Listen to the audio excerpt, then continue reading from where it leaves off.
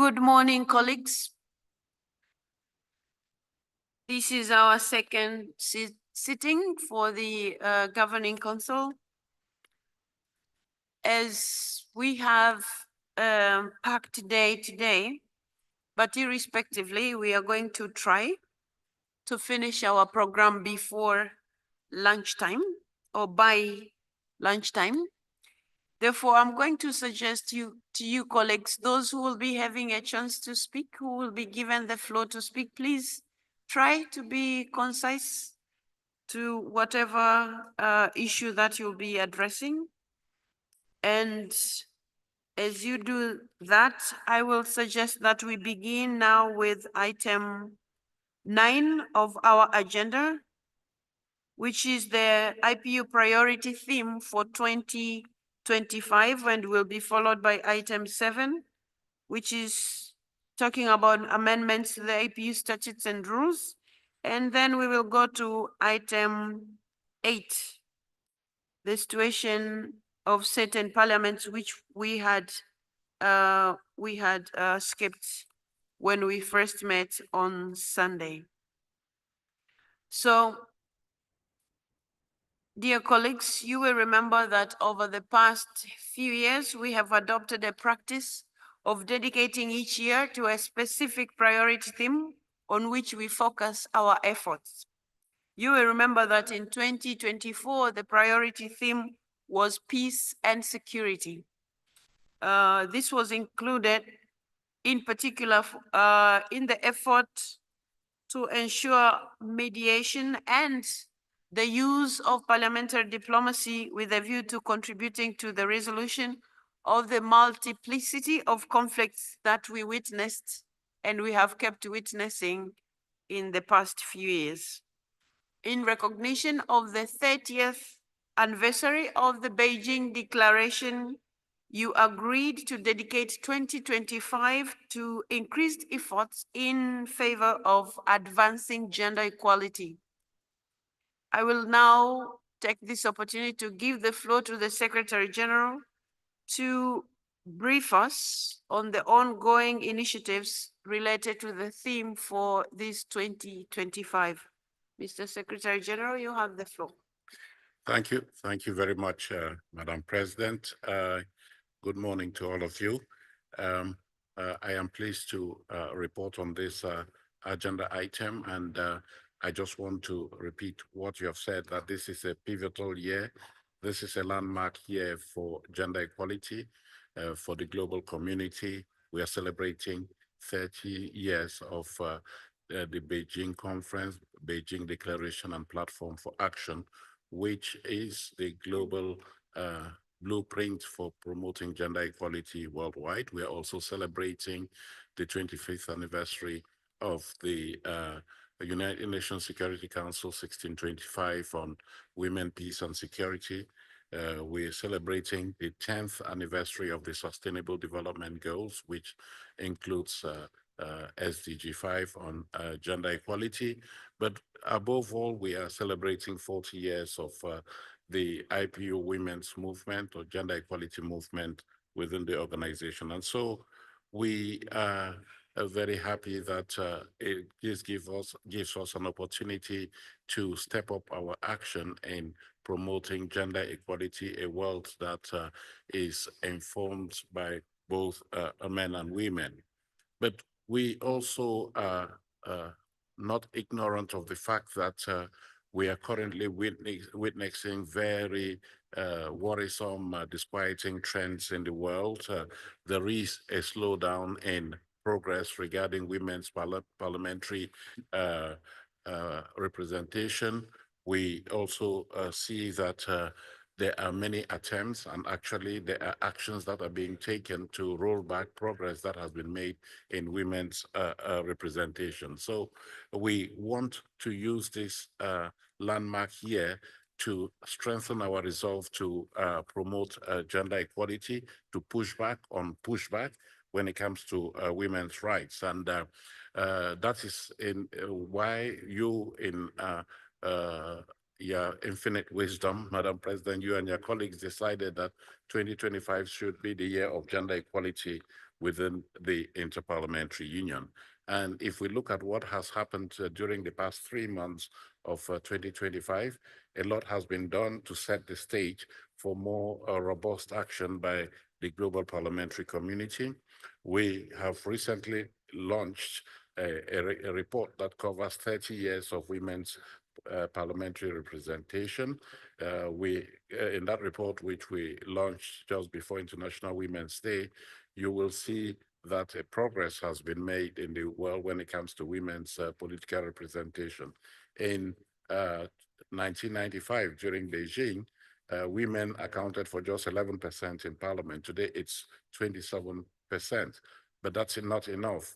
When we look at the elections that took place in 2024, we saw that women's parliamentary representation grew by just 0.3% out of the 74 elections that took place. So this is clear. It's clear that we need to do more. Madam President, you and your colleagues, you launched the map on women in politics during your visit to New York for the Commission on the Status of Women. This map contains data on the representation of women in parliament, but also the presence of women in top executive positions around the world. During this assembly, Madam President, we have had the pleasure of launching a report on sexism, harassment, and sexual assault or sexual violence against women in parliaments, focusing on the Asia-Pacific region. That report was launched, I think it was yesterday, if I'm not mistaken, and it follows on similar reports that have been prepared for Europe and Africa. Madam President, we have also held two landmark events this year on gender equality. First of all, the parliamentary meeting that took place at the session of the Commission on the Status of Women in New York in March. You presided over that meeting, Madam President, which was organized in conjunction with the United Nations Agency for the Promotion of Gender Equality, UN Women. And then we did go to Mexico thereafter, Madam President, where we held the historic conference, global conference of women parliamentarians. You will be receiving a report on that conference, so I don't want to go into its details, but I am particularly pleased with the outcome of the deliberations. Members of council, these are things that we have done, and I believe that they just set the stage for us to do more. So we would not want to rest on our laurels. We want to do more. The year is still very young, and so we have time to prosecute our noble agenda. And that's why at this assembly, we have also launched the campaign on gender equality, the 10 actions that parliaments and parliamentarians are called upon to take in order to promote gender equality. First of all, promoting parity in parliament and politics, encouraging gender-sensitive institutions, and combating gender-based violence and discrimination. So those are the priorities that you find in the campaign, which I ask all of you to endorse, but more importantly, to help implement across the world in the interest of promoting equitable management of societies as a whole. So we want to build on these commitments, Madam President, to make more progress. And internally in the IPU, we have also been looking at the statutes and rules. And later this morning, you will be adopting amendments that are intended to make our rules increasingly gender sensitive, mainstreaming gender equality in the different processes of the Inter-Parliamentary Union. We hope that we can build on this momentum and move forward, Madam President. Thank you. Thank you so much, Mr. Secretary General. Do we have any colleague who would like to take the floor? I don't see any hands, so colleagues, we not. Thank you very much. So now we will go to agenda item number 7, amendments to the IPU statutes and rules.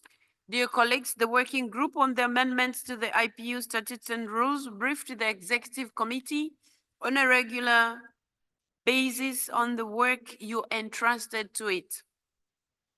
The working group endorsed a number of proposals related to first, gender and geopolitical rotation of the vice presidents of the IPU, two, proposals from the Bureau of Women Parliamentarians to advance with making gender parity a norm across all the work carried here at the IPU. Three, greater clarity in the selection process for an emergency item. Four, more inclusive composition of delegations attending the IPU assemblies. And fifth, stronger youth perspective in the IPU resolutions. And lastly, harmonization of deadlines for future amendments and for production of the summary records of IPU meetings.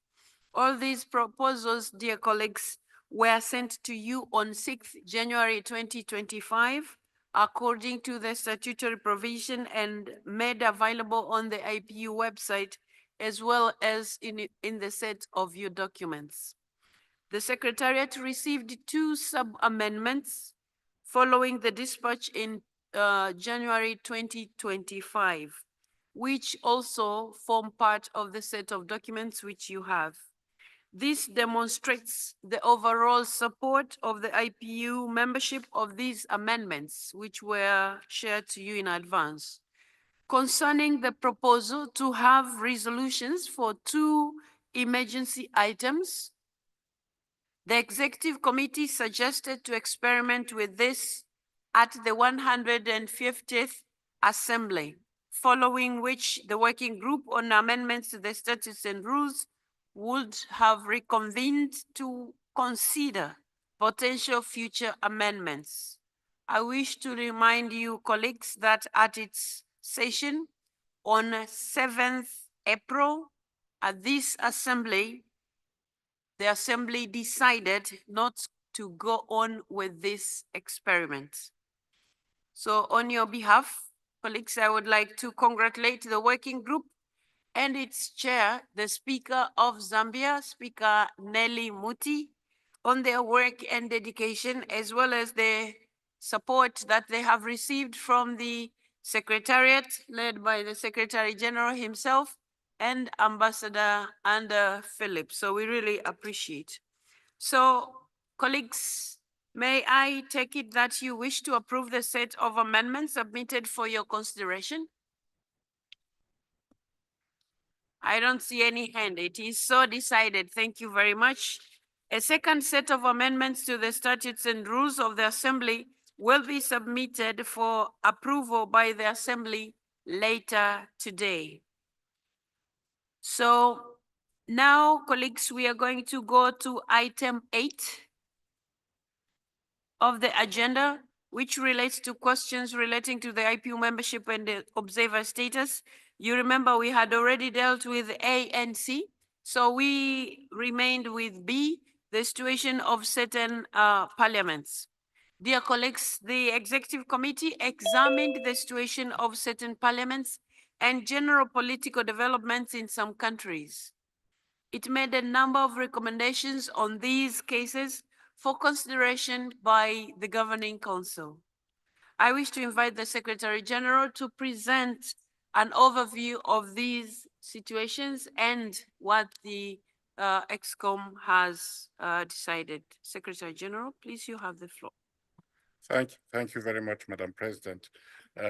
There is a document, I believe, that has been circulated on the situation of certain members, and that document includes information on parliaments that are not functioning, transitional parliaments, and we also give you an indication of countries where the political situation is impacting on the functioning of Parliament. So I propose, Madam President, that I don't go into details regarding the situation of all these countries, but just to give you a gist of what the Executive Committee agreed as the way forward for these countries. And if you go to the first category, parliaments that are not functioning. In relation to Afghanistan, uh, in relation to Afghanistan, we noted, the executive committee noted that no major progress had taken place in the political situation in the country, and that the situation of the parliament that was in place before the takeover of the Taliban had not changed. And so you decided, Madam President, you and your colleagues, the executive committee, decided to recommend to council that they maintain the position of the council in respect of Afghanistan. That is, Afghanistan continues to participate in the work of the IPU in a non-voting and non-elective capacity. So, Madam President, you may want to call your colleagues to take a decision on that. Colleagues, the proposal in respect of Afghanistan, we maintain the same status. I don't see any hand, so I take it that we all agree. Sorry? What? Is it? No, hand. Okay. Okay, it has stopped. So I take it that we approve. The current status continues. Thank you very much, Secretary General. Thank you, Madam President. We move on to Myanmar. That is virtually in the same category and same situation as Afghanistan. There's no functioning parliament in Myanmar since the military takeover in that country. But you have taken the decision, Governing Council, to recognize the body that has been established to represent the Myanmar people, called the Committee to represent the people of Myanmar. You have recognized them as the interlocutor with the IPU, and you have granted them the same status as Afghanistan. That is, they should participate in the work of the IPU in a non-voting and non-elective capacity. Madam President, you and your colleagues recommended to Council that this decision be maintained. Colleagues, we maintain the same status? I don't see any hand. Thank you so much. It is so decided, Secretary General. Madam President, I just want to mention that in respect of these countries, you have amended the rules to write off the areas owed by these countries and to cease assessing them for the regular budget of the IPU, given that they do not have the access to the resources of their countries to pay their contribution to the organization. And the assessed contributions will kick in again when you have a fully functioning parliament. And so we move on to Bangladesh. Bangladesh, you all have been apprised of what happened in Bangladesh last year. Elections were supposed to take place within 90 days. They have not taken place, but we have been in touch with the authorities of Bangladesh, who have indicated to us that discussions are on the way, consultations are taking place with a view to the drafting of a new constitution and electoral laws, as well as other organic laws. And it is after that, elections will be organized, and we've been given the indication that elections will take place in December if the process of consultations is very expedient, or at the very latest in June 2026. So, Madam President, you and your colleagues recommended that Governing Council continue to monitor the situation, and you recommended that we urge the authorities of the country to be more robust in carrying out consultations with a view to the return to constitutional rule. Madam President. Colleagues, we agree with the recommendation of the Executive Committee. It's so decided. Thank you very much. Thank you. Thank you, Madam President. We go on to Guinea-Bissau. Guinea-Bissau, where the parliament stands suspended or dissolved unconstitutionally by the president. In response to this, in the past, you have expressed strong support for the parliament and its speaker. The developments in recent months have led to a decision to hold elections for president and the parliament in the course of 2025, although there is disagreement between the the administration and the opposition regarding the timing of the elections. But you did take note of this situation, and Madam President, you and your colleagues decided that we would continue to monitor the situation and that we would encourage the authorities of Guinea-Bissau to hold elections as soon as possible under very free and fair conditions so that you can have the pleasure of welcoming a fully fledged parliament in the near future. Colleagues, we agree? It is so decided. Thank you very much. Haiti has no functioning parliament and its membership rights stand suspended in the IPU. We have not recorded any major progress in the past several months since you met in October, and elections have not taken place to establish a new parliament in Haiti. And during your deliberations, Madam President, you decided to recommend to Council that we maintain a decision to suspend the membership rights of Haiti until such time as elections take place and we have the pleasure of welcoming a newly elected parliament. Colleagues, we maintain the same status of suspending Haiti. There is no hand. It is so decided. Thank you very much. Kuwait, Madam President, the parliament in Kuwait stands dissolved by the Emir of Kuwait, with legislative powers accruing to the Emir and the government. No clear indications have been given that elections will take place in the near future, but we have been told that the transition towards holding elections can last up to 4 years. And when you discussed the matter, you decided that governing council should continue to monitor this situation, it being understood that you would like elections to take place as soon as possible. So we will, if you agree, Madam President, you and your colleagues in council, then we will continue to monitor the situation in Kuwait. Colleagues, we continue to monitor the situation in Kuwait. I don't see any hands. It is so decided. Thank you very much.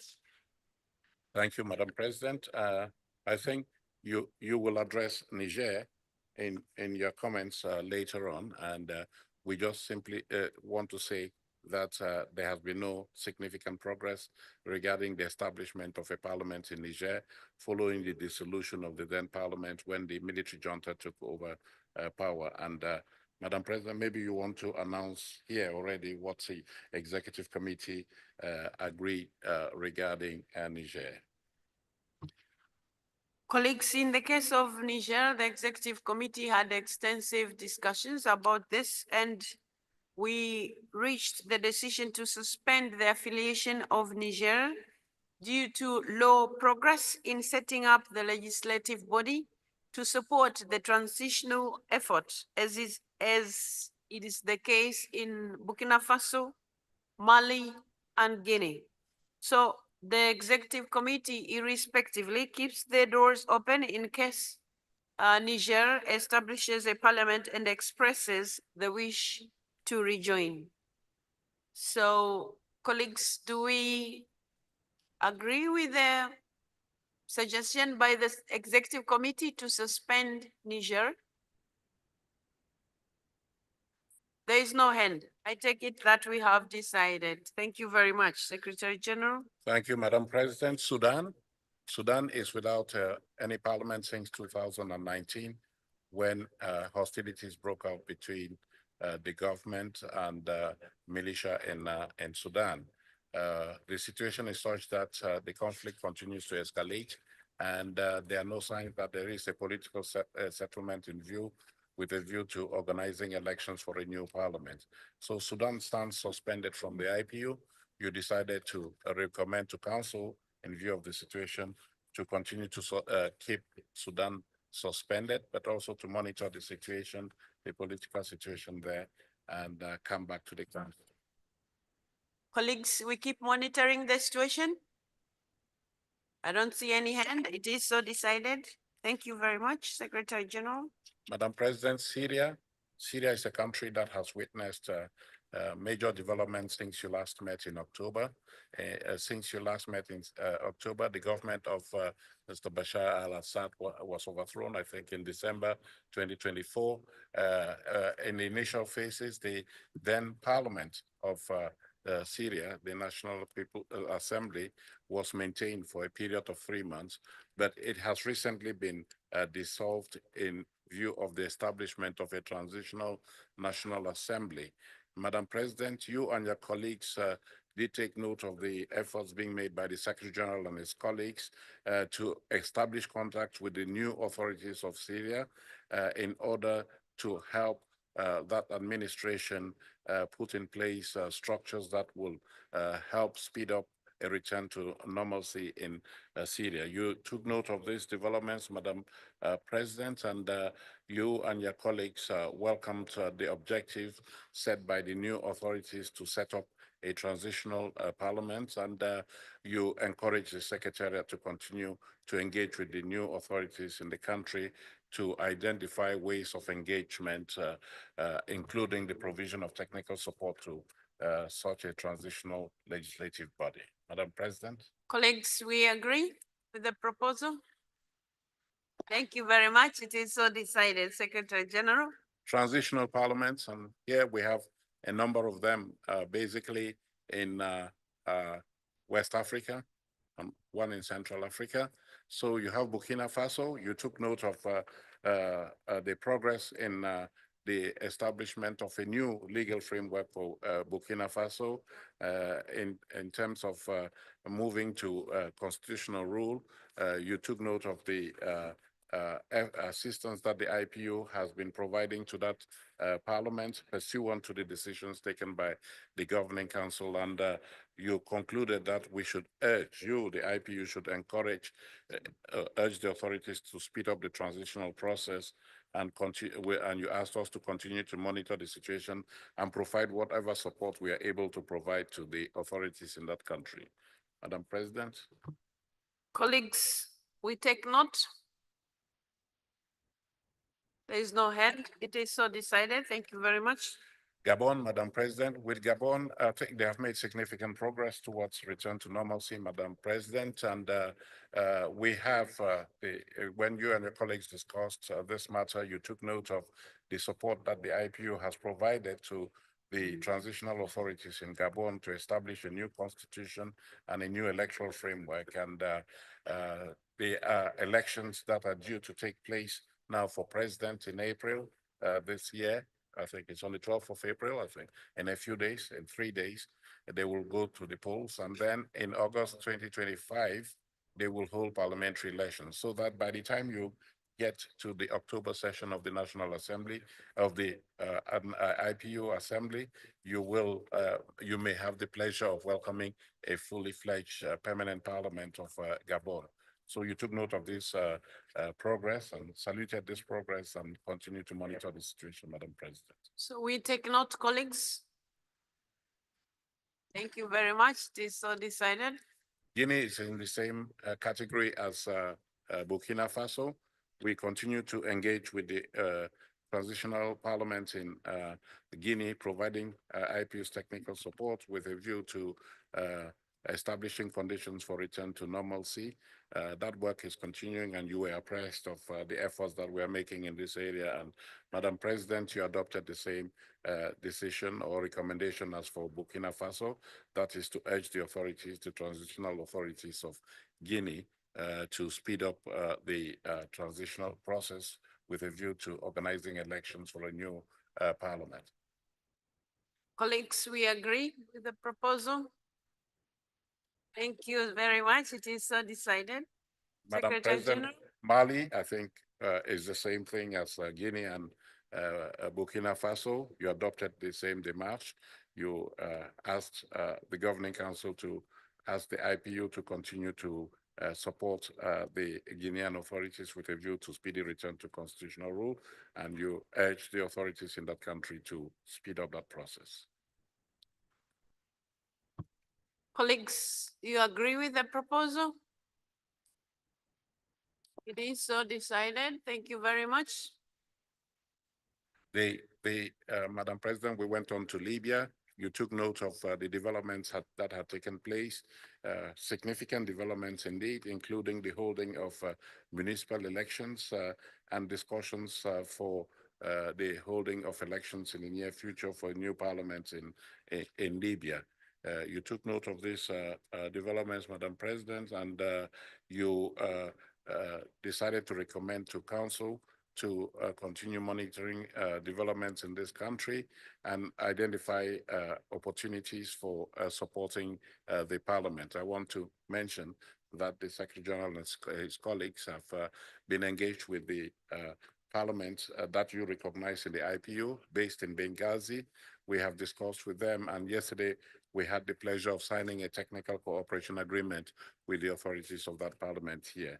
So we will continue those engagements subject to the decisions that you take, Madam President. Colleagues, we take note and we agree. Thank you very much. It is so decided, Secretary General. South Sudan, I'm sorry.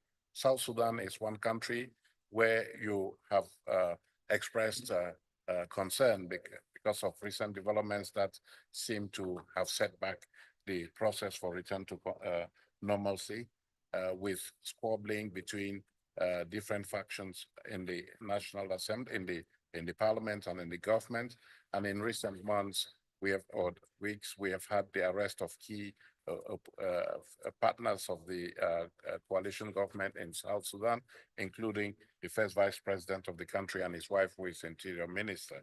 You took note of these disquieting events, and you recommended to Council, you decided to recommend to Council to continue to monitor the situation, to express your deep concern over the current developments in South Sudan, and to encourage the authorities there to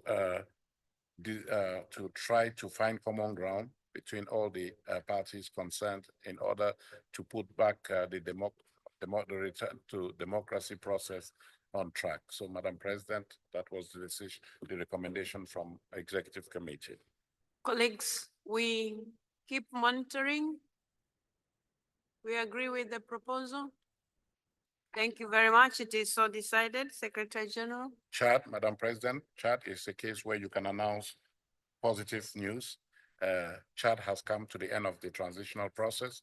They have been, the IPU has been engaged with the transitional parliament in Chad, providing technical assistance pursuant to the decisions of the council. And today we can report that a newly elected parliament has started functioning. It's a bicameral parliament, National Assembly and Senate. It has its leadership there. And the chair or the speaker of the Senate is none other than the winner of the 2024 Premier Pasi Prize, Dr. Kabadi. And you took note of these positive developments, Madam President, you and your colleagues in the Executive Committee, and recommended, you decided to recommend to Council to remove Chad from the list of countries that are under monitoring by the IPU, but also to ask the Secretariat to continue to support the newly elected parliament in order to consolidate democracy in Chad. So, colleagues, in respect of Chad, three things. One is to congratulate our colleagues who are here with us, but also congratulate the country generally for the progress they have made. Secondly, is to follow up on what the Secretary General has just said, that as the governing body, we have to make a decision to remove Chad from the countries that we are monitoring. We remove Chad. Thank you very much. At the same time, we also have to make a decision that the Secretary General and his office keeps supporting Chad in these early times of the Parliament. We agree? Thank you very much. So congratulations, Chad, for the progress you have made, and we wish you all the best as you embark on this journey of serving the people of Chad as people's representatives. Good luck. Secretary General. Thank you, Madam President. We move on to Palestine. That is the next category, countries where the political situation or other situation impacts on the parliament's capacity to function. We have Palestine, where parliamentary elections have not taken place, I think, since 2006, right? For a variety of reasons. But most recently, as a result of the ongoing war in Gaza, which makes it unlikely that elections will take place very soon. in Palestine. You took note of this situation, and you did say that the Middle East Committee, the Committee on Middle East Questions of the IPU, should be more robust in being seized of the situation in Gaza and Palestine as a whole, in order to provide information to you on pathways for our contribution to the resolution of the conflict in Gaza and Palestine. You will have the benefit of a report by the Committee on Middle East Questions later today, Madam President, and so you may wish to ask your colleagues to take note of these developments in Palestine, and then await the findings of the Middle East Committee. Colleagues, we take note, and since we will hear the report from the president of this committee later today, we will be able to assess from there how far they have gone. We take note. Thank you very much. It is so decided. Secretary General. Madam President, we move on to Venezuela. That has been the subject of extensive discussions within the Executive Committee in recent years. Venezuela has a functioning parliament, but that parliament is not fully recognized by the IPU, given that it is the considered view of the governing council that it was not elected in conformity with the laws of Venezuela. And at the time that Venezuela's membership was put in abeyance, it was also on account of the fact that there was another rival parliament. But things have improved, and rather not improved, have evolved, and we have now confirmation that parliamentary elections will be taking place in May 2025. And when you discussed this matter, Madam President, you said that a decision, a full decision on the status of Venezuela would be taken later when the outcome of the May elections will have been known, and when there has been an assessment of how those elections have taken place. So you decided to maintain the current position of the IPU in regarding Venezuela, and you decided to recommend that we come back to the matter in October 2020. Colleagues, we maintain the current status. It's so decided. Thank you very much, Secretary General. Madam President, Yemen, which is the last country on our list, Yemen, no significant progress. Yemen, the war in Yemen continues since 2014, and elections have not taken place, but there is a parliament that you do recognize, and that parliament, I believe, is functioning on exile in Aden. I believe they are present here, they're represented in this assembly because they are considered full-fledged members of the IPU.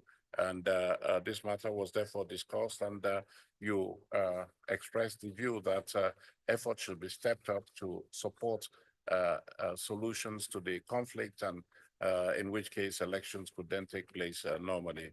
That is the considered view of the Executive Committee. And Madam President, you and your colleagues therefore recommended that the IPU continue to maintain the membership of Yemen in the IPU as represented by the parliament that is functioning out of Aden. Thank you, Madam President. Colleagues, we maintain this current status. Thank you very much. It is so decided. Mr. Secretary General, thank you so much for this presentation, which you have just made. We will now go to item 10, dear colleagues, regional offices.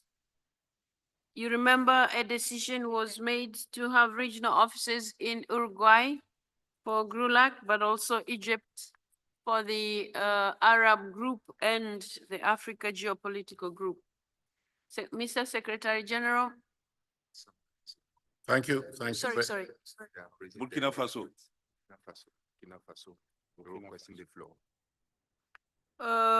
Burkina Faso, now you have to inform me you're taking the floor on which item, please, Burkina Faso. 28. Item 8.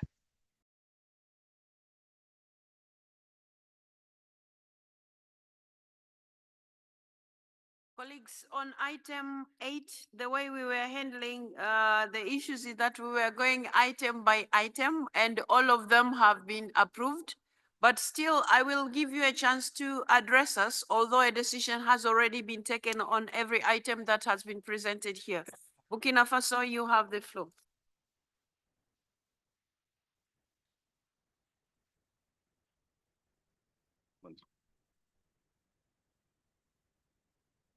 Burkina Faso, you have the floor.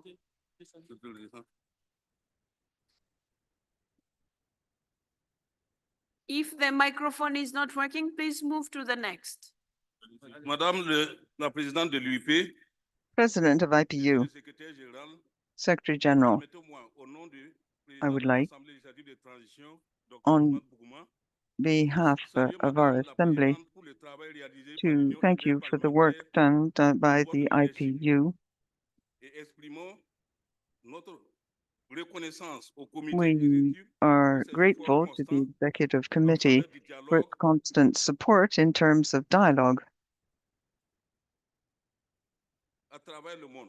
Nous souhaitons vivement around the adresser world. nos vives félicitations We would like au warmly to secrétaire général thank de the l'UIP Secretary pour General of son the engagement IPU for particulier en his faveur des engagement transitions in de la favor des pays en transition, of et countries in notamment transition. pour l'attention qu'il a apportée au We Burkina thank him Faso. for the support given to Toutes Burkina nos Faso in institutions particular. étatiques fonctionnent normalement.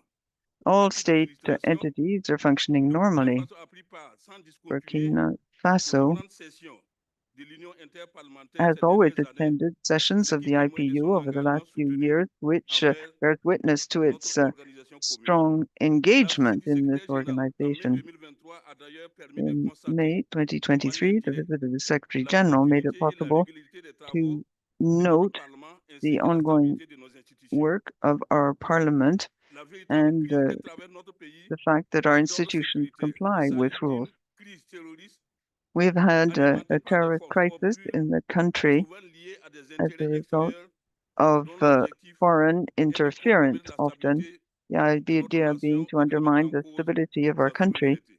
and Dans to ce call its contexte sovereignty into difficile, le question. Burkina Faso In réaffirme this son attachement context, Burkina aux idéaux Faso de reaffirms its solidarité, attachment de to fraternité solidarity, et de coopération entre fraternity, les peuples. and cooperation between Nous appelons peoples. à une mobilisation internationale We forte call et on solidaire international afin que collectivement nous puissions mobilization préserver based la on souveraineté et la solidarity paix so that dans le we monde. can preserve Au nom du solidarity président de and peace l'Assemblée around the world. législative de On transition, behalf of the son Speaker of Excellence the Ahmad Assembly, Bougouma, nous réitérons notre we disponibilité de reiterate continuer à travailler ensemble our pour la consolidation desire to de nos continue institutions working étatiques. to Je vous consolidate remercie. our state institutions. Thank you. Thank you very much. I think our colleague was registering his appreciation on behalf of his country on the good work that has been done by the IPU and in particular the Secretary General. So we have taken note of the positive things that are happening in Burkina Faso. Colleagues, we will now go to item 10, regional offices. And on this, I'm going to give the Secretary General a minute to abreast us of what is happening. Thank you. Thank you. Thank you very much, Madam President. You did take the decision to create regional offices in Uruguay and Egypt on an experimental basis. And I am just pleased to report to you that we are monitoring the situation and engage with the authorities of these two countries. In Uruguay, you remember that we have already signed a host country agreement with the government in June 2023, and we are currently in discussions with the Parliament with a view to an agreement on the logistics and budgetary responsibilities of each party. And we have taken note that elections took place recently in Uruguay, and there are new parliamentary authorities, and so we are running a little bit behind schedule in our discussions with Uruguay, and we continue to engage with them, and we hope, Madam President, that in the near future we can come to a common ground on how the office in Uruguay will operate with the respective responsibilities and roles of the parties concerned.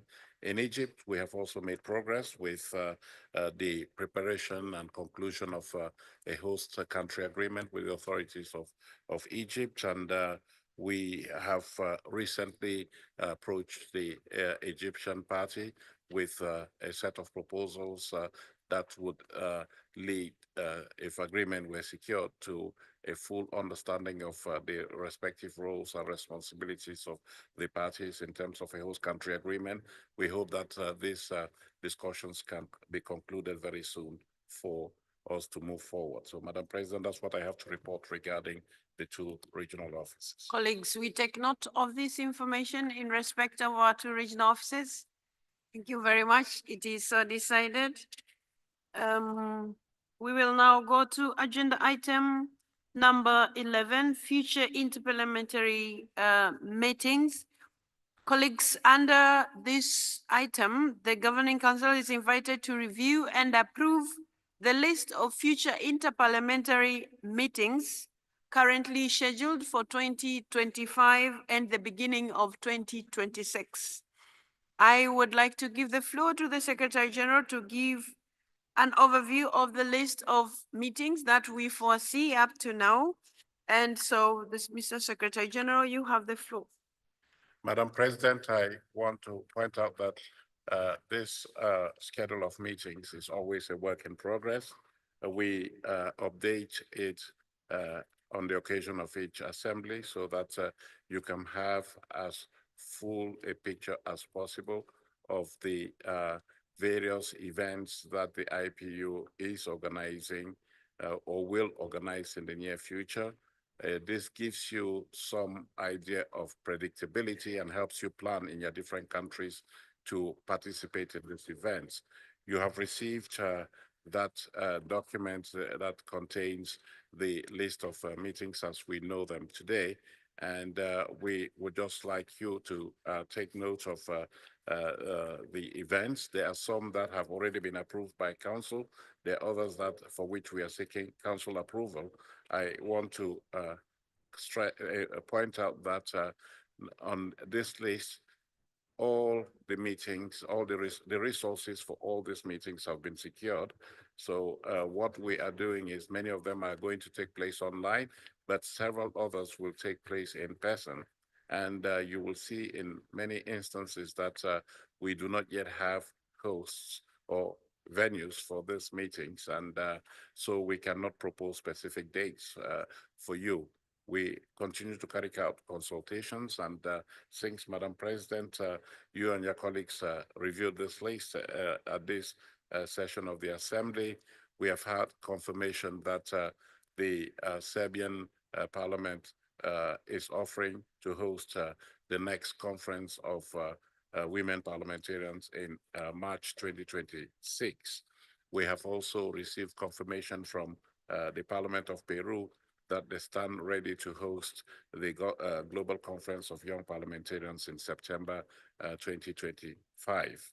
We have also endeavored in this schedule to provide information where we have IPU meetings taking place in the context of other broader meetings. We have endeavored to give you specific details of the timing of those broader meetings so that you can plan to attend not only the IPU events, but also the other events that may be relevant to the work of Parliament. And this is in implementation of a recommendation from the Governing Council. Madam President, you will then see that we have two categories of meetings here. السيدة الرئيسة تلاحظين أيضا أن لدينا فئتين من الاجتماعات هنا: الجمعيات العامة المنصوص عليها في النظام الأساسي، وإذا نظرنا إليها يجب أن نذكر بأن اللجنة التنفيذية قد أشارت إلى أن الدورة 51 بعد 100 للجمعية العامة سوف تنعقد في أكتوبر تشرين الأول 2025 من 19 إلى 23 منه. كذلك ينبغي أن نوافق على انعقاد الدورة 52 بعد 100 للجمعيات العامة التي من المزمع أن تنعقد بين 22 و26 من آذار مارس 2026 في جنيف في سويسرا. أما الدورة 53 بعد 100 للجمعية فسوف تنعقد في أكتوبر 2026، ونحن في طور المحادثات مع جملة من الحكومات والبرلمانات التي تنظر في إمكانية استضافة جمعية عامة في المستقبل المنظور.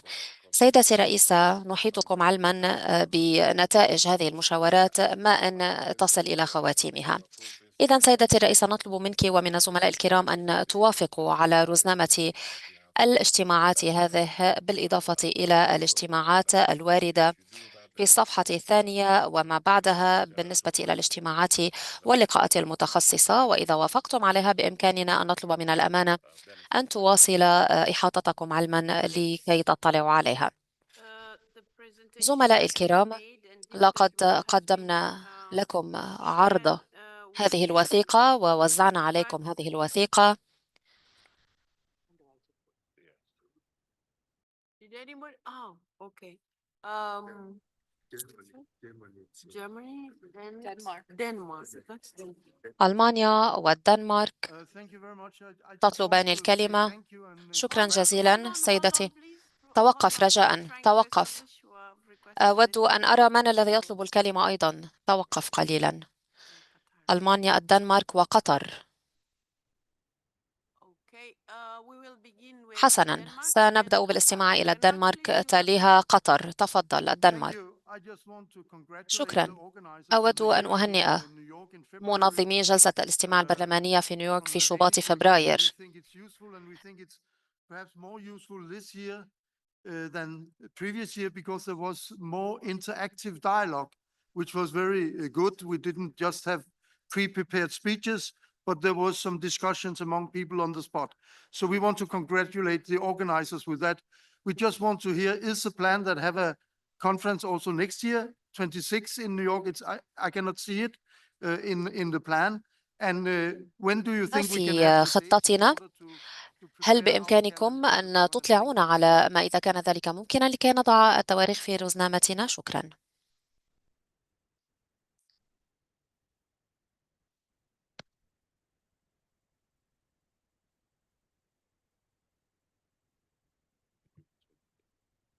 Yeah. Okay, colleagues, the حسنا. meeting will take place, but we are sorry we weren't able to communicate at the moment the dates because we wait until the new United Nations General Assembly President is elected, then we work out on the dates. But the meeting will take place around the same time. So thank you very much. Thank you also for the positive note that you began with, Denmark, about how we organized the meeting. We will keep trying to better it. And now Qatar, you have the floor. Qatar. السلام عليكم، أسعد الله صباحكم بكل خير. بداية May the peace be upon you and good morning to everyone. First and foremost, I should like to thank the IPU, especially Madam President Tulia Akson and Mr. Martin Chungong and the entire Secretariat team for your tremendous efforts in implementing the various activities of the IPU. I would like to namely refer to the hearing and briefing sessions that were held in New York. They were very rich in information and they tackled a very important topic, which is sustainable development and the 17 SDGs. I have an observation on the General Assembly that will be held in Geneva in 2026. This meeting will coincide with the Holy Fitr holiday. So we hope that maybe we could postpone it a little bit to hold it between the 24th and the 28th, which would be more suitable for the Muslim participants. Thank you very much.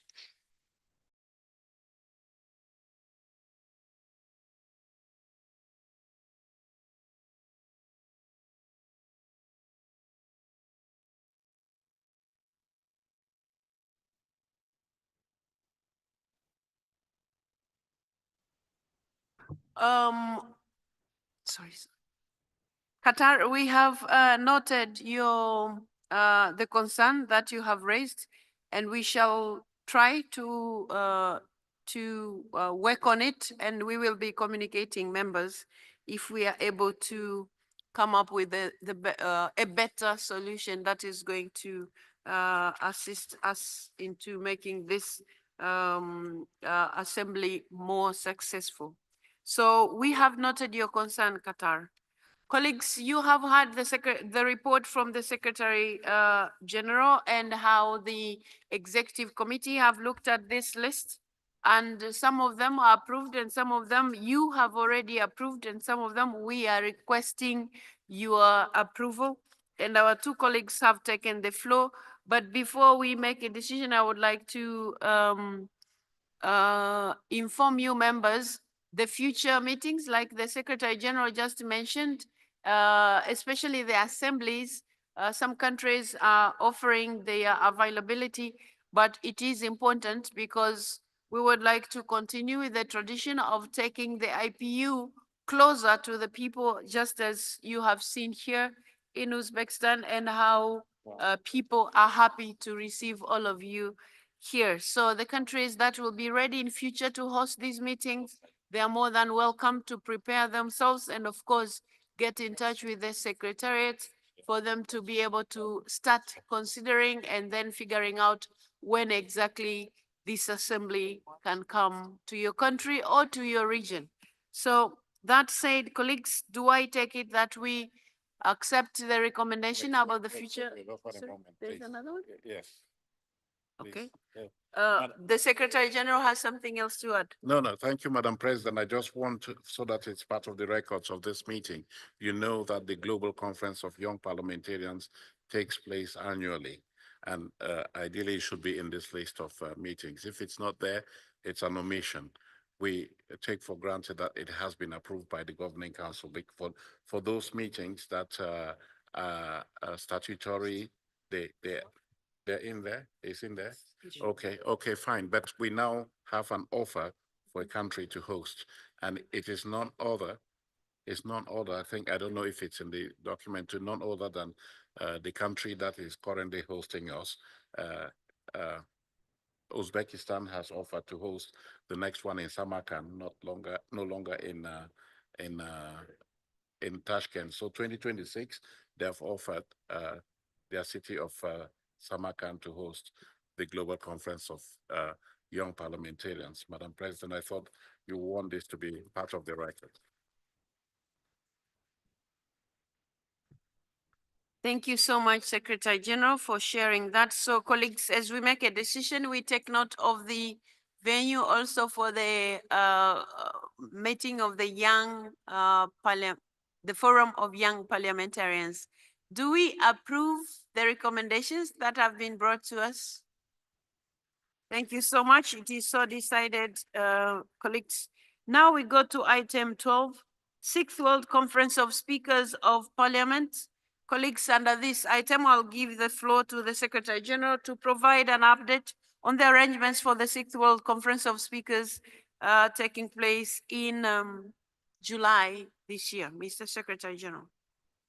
Thank you very much, Madam President. Very quickly, yes, the Sixth World Conference of Speakers of Parliaments will take place in Geneva from the 29th to the 31st of July, 2025.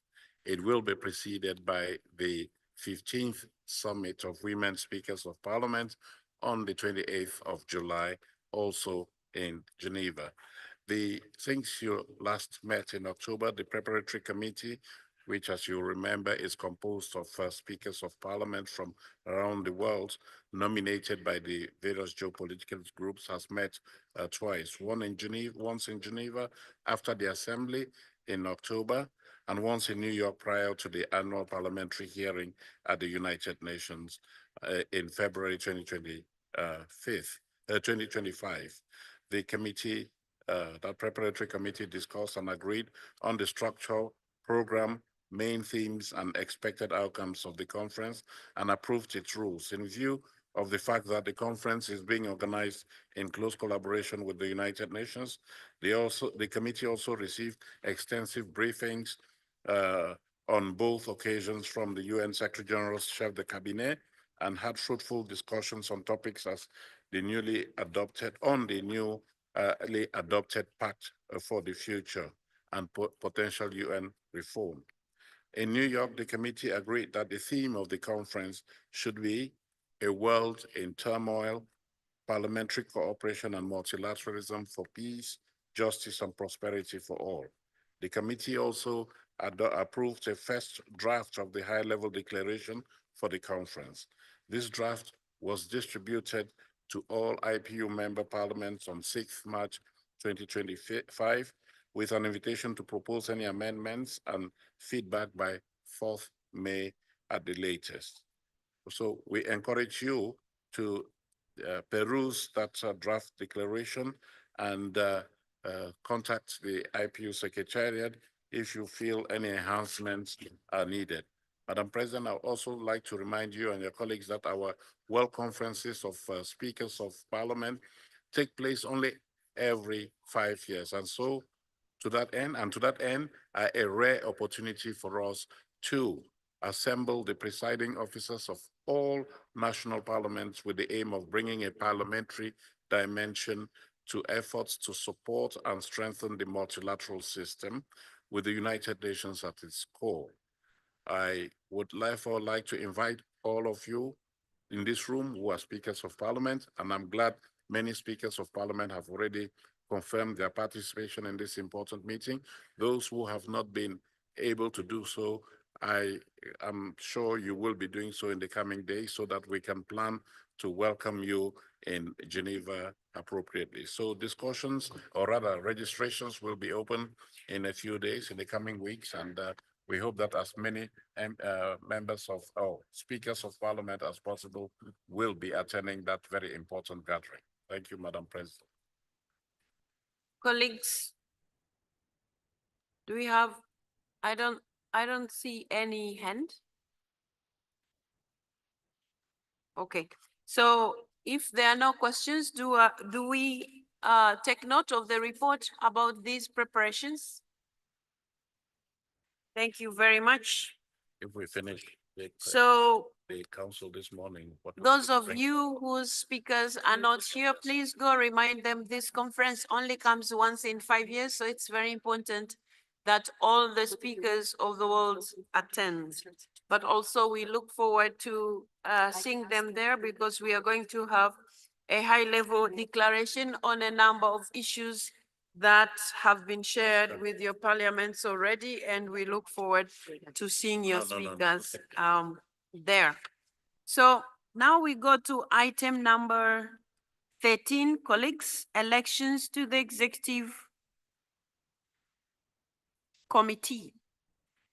Under agenda item 13, the Governing Council is invited to elect 2 new members to the Executive Committee to replace Mr. Fadli Zon of Indonesia, who is no longer a parliamentarian, and Dr. Ali Al-Nuaimi of the United Arab Emirates, whose mandate ends at this assembly. Now, for the announced vacancies we have received from the Asia Pacific Group, the candidature of Mr. Ali Serra, member of the House of Representatives of Indonesia, with an accompanying letter and a CV, which were shared with the full membership. Mr. Serra will continue Mr. Zon's mandate until it expires in October 2027. Colleagues, this has been our practice. Also, for the replacement of Dr. Ali Al-Nuaimi, who according to the rules should be a woman, we have received from the Arab group the candidature of Ms. Hamda bint Hassan Al-Sulaiti from Qatar for a full mandate running from April 2025 to April 2029. Colleagues, I don't see any hand objecting to the candidature of Ms. Al-Sulaiti. So I take it that the Governing Council has elected Ms. Sulaiti to join the executive members. Thank you so much. It is so decided. Let me take this opportunity to congratulate the 2 members who are going to join us in the ExCom, and we look forward to your contribution, but of course to your great representation from the groupings that you're going to represent, the Arab group for Al-Sulaiti and the Asia Pacific for Mr. Serra.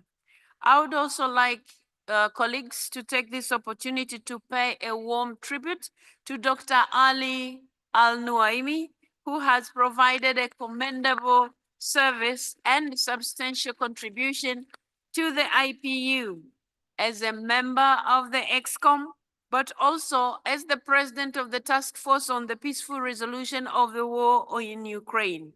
He has also been a member of the Gender Partnership Group, on which he served as the chair, and also the subcommittee on finance and the working group on transparency, accountability, and openness.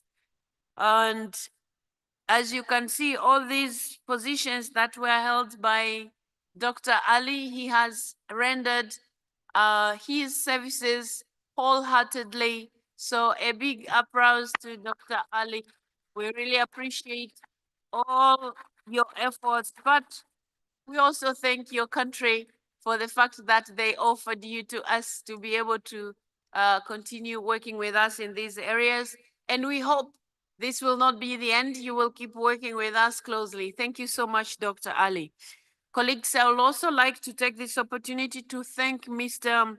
Zon, who has also made a very meaningful contribution during his term when he served part as a member of the EXCOM, and he also served in other various bodies of the IPU, including being a member of the steering committee of the Parliamentary Conference on the WTO.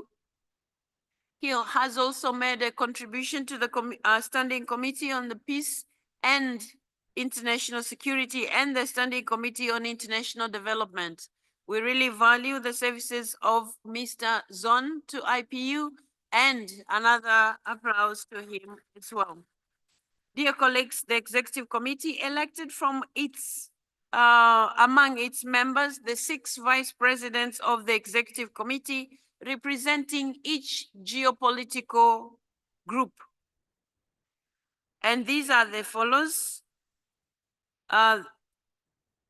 Ms. Nelly Muti, the Speaker of Zambia, to be the Vice President representing the Africa Group.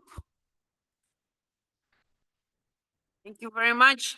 Ms. Sarangi from India for the Asia Pacific Group. Thank you very much.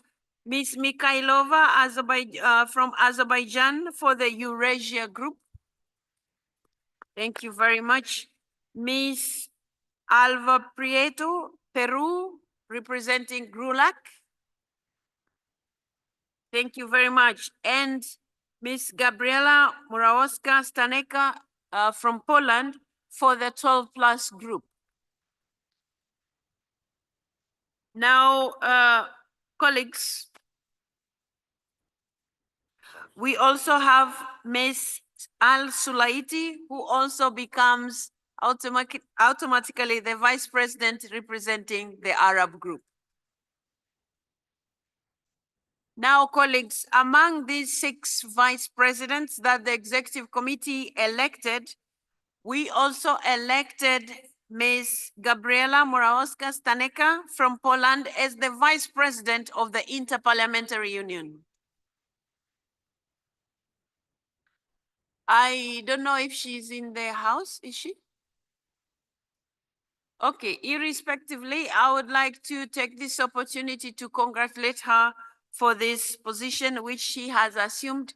And so, colleagues, because we have, I remember we have changed our rules and statutes in respect of this. So this will not be the Vice President of the Executive Committee, but Vice President of the IPU. So you might be seeing her several places representing me. So Poland is now holding that position as the Vice President of the Inter-Parliamentary Union. Colleagues, with all the claps that I have had, I take it that the Governing Council wishes to approve all these elections done by the EXCOM. Thank you very much. It is so decided. Congratulations to all of you, dear colleagues. Now we will go to item number 14, activities of the committees and other bodies. And under this committee, colleagues, you will hear, as the Governing Council, you will hear brief reports on the activities of the IPU bodies, and you will be invited to appoint new members to several of them as we listen to their reports. That has been our practice. So I am going to first begin with B, instead of A as per the item of our agenda, because we want to first listen to our host, the President of the Assembly. She's going to present about the Forum of Women Parliamentarians. Speaker Tanzila Nabaeva, the President of the IPU Assembly, will now address the Governing Council.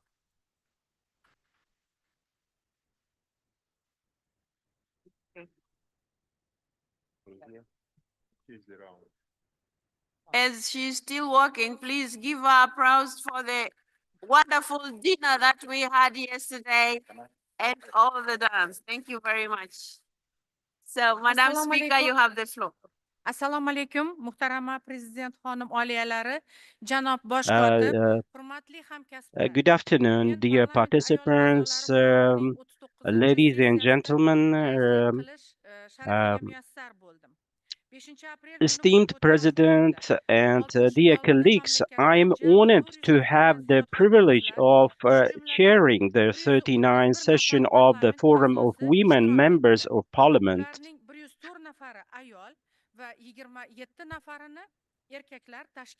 On April 5, more than 400 women from 66 countries, including 131 members of parliament, participated in the forum.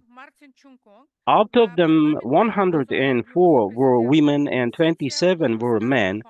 Our session began by marking the 40th anniversary of Forum of Women Members of Parliament. The forum was addressed by Dr. Tulia Axon, President of the Inter-Parliamentary Union, of Mr. Martin Chonghong, Secretary General, and Mrs. Cynthia Lopez Castro, President of the Bureau of Women Members of Parliament. The speakers shared their thoughts on the forum's history and remarkable achievements, which have turned the Union into a champion of gender equality. I express my sincere gratitude for their valuable remarks. Within the framework of the Assembly, two draft resolutions discussed by the permanent committees were reviewed from a gender perspective at the forum. The forum participants expressed concern about the impact of various conflicts and confrontations on women. They call on Parliament to address the needs of women affected by various conflicts and violence, to provide necessary humanitarian assistance, and to expand women's rights and opportunities. The forum also emphasized the need to show respect for female prisoners and detainees and to work toward their release. Without a doubt, it is essential that parliaments recognize the decisive role of women play in building a society based on social justice and solidarity, and of course in resolving conflicts in line with the Women, Peace and Security agenda. Ensuring peace, resolving conflicts, and preventing their recurrence remains highly relevant with the full participation of women in these processes. It is a pleasure to report that majority of the proposals from national delegations on draft resolutions were accepted by the permanent committees on peace and international security and on sustainable development.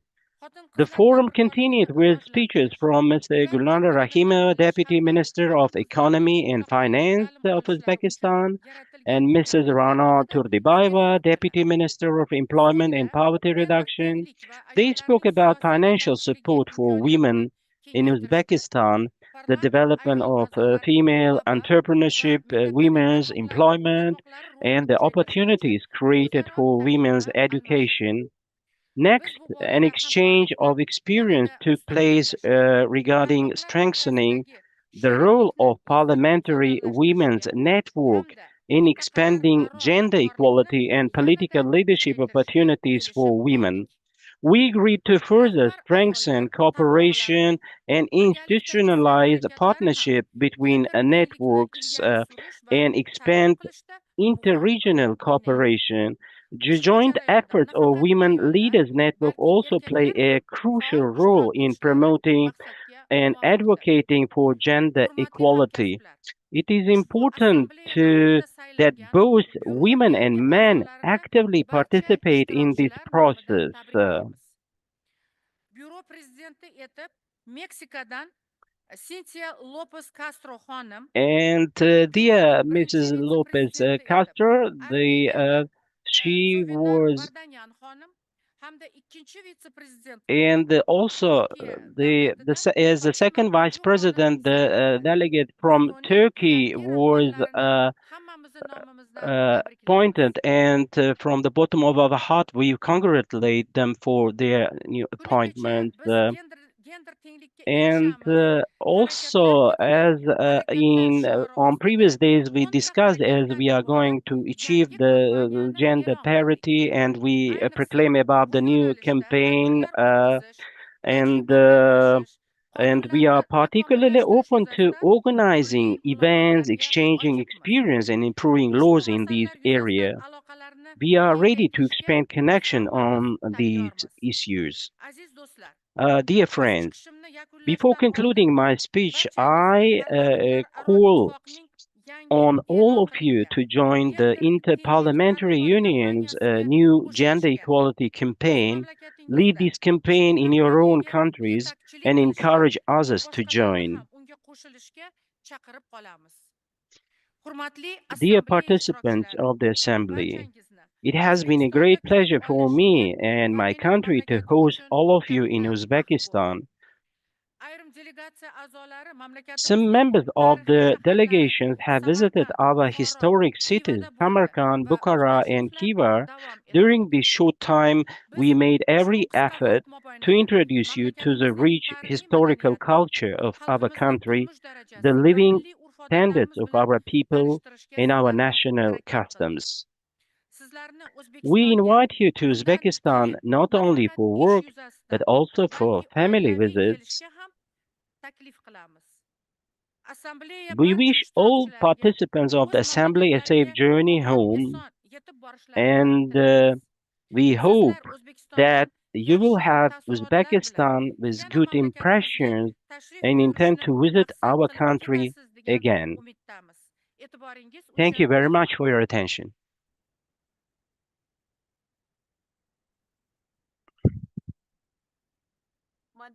Madam President, you sit here just in case there are any interventions. No. She stands. Okay. Colleagues, do we have anybody requesting for the time to speak? No? There is no hand. So thank you so much, our 39th session president of the Forum of Women Parliamentarians. We are very grateful, Madam Speaker Tanzila. Colleagues, do I take it that you approve this report? Yes, it is so approved. Thank you very much. So now we go to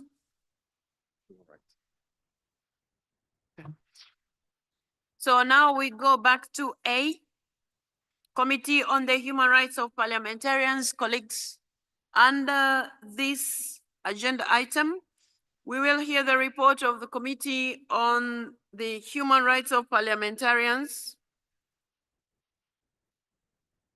which met during this assembly. I would like now to give the floor to the President of the Committee on the Human Rights of Parliamentarians, Mr. Blunt, to introduce the committee's report and the relevant recommendations for consideration by the Governing Council. Thank you so much, Mr. Blank.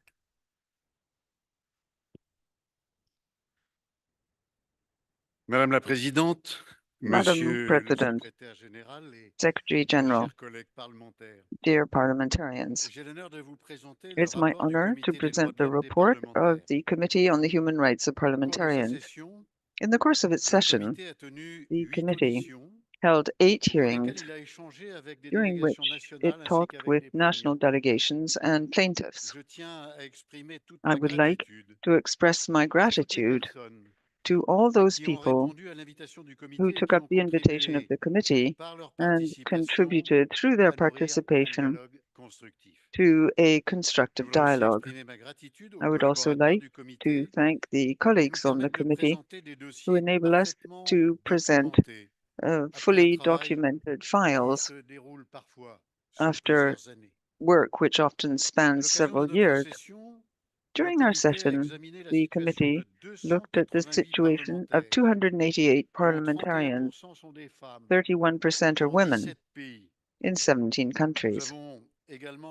We also declared admissible 48 new situations which were submitted to us in Myanmar and 39 in Turkey. The committee also decided to close 2 cases which concern Senegal and 3 which concern Myanmar. The draft decisions I will be submitting today for approval by the Governing Council concern 266 parliamentarians in 12 countries. Now I'm going to report on the cases in alphabetical order, beginning with Brazil. In Brazil, Senator Marcos Doval is under ever heavier sanctions for having criticized the action of a member of the Supreme Federal Court. These sanctions comprise confiscation of the Senator Doval's passport, the freezing of his salary, high monetary fines, and the blocking of his accounts on the social media. These are measures, of course, which hamper the exercising of his term, and according to the plaintiff, he deplores the abusive nature and illegal nature of these sanctions. The committee is deeply grateful to the Brazilian delegation, with which it spoke during a hearing in the course of our assembly, and it hopes to benefit from the cooperation of the Brazilian parliamentary authorities in order to go to the country to help solve the cases of all Brazilian parliamentarians, whatever their place on the political chessboard. I would encourage you to adopt the draft decision on the first page of the French and English versions of the documents submitted to you. Colleagues, as per our practice, a member may be allowed to take the floor if they want to, but also if there are any reservations, we usually take note. But I don't see any hand. Do I take it? Is there any? Myanmar. No, there's no hand. Myanmar. So I take it that we agree with the, sorry? I can't see the placard, so I can't read the name of the country. Please say you will talk later. Who requested for the floor, please? Nobody, no.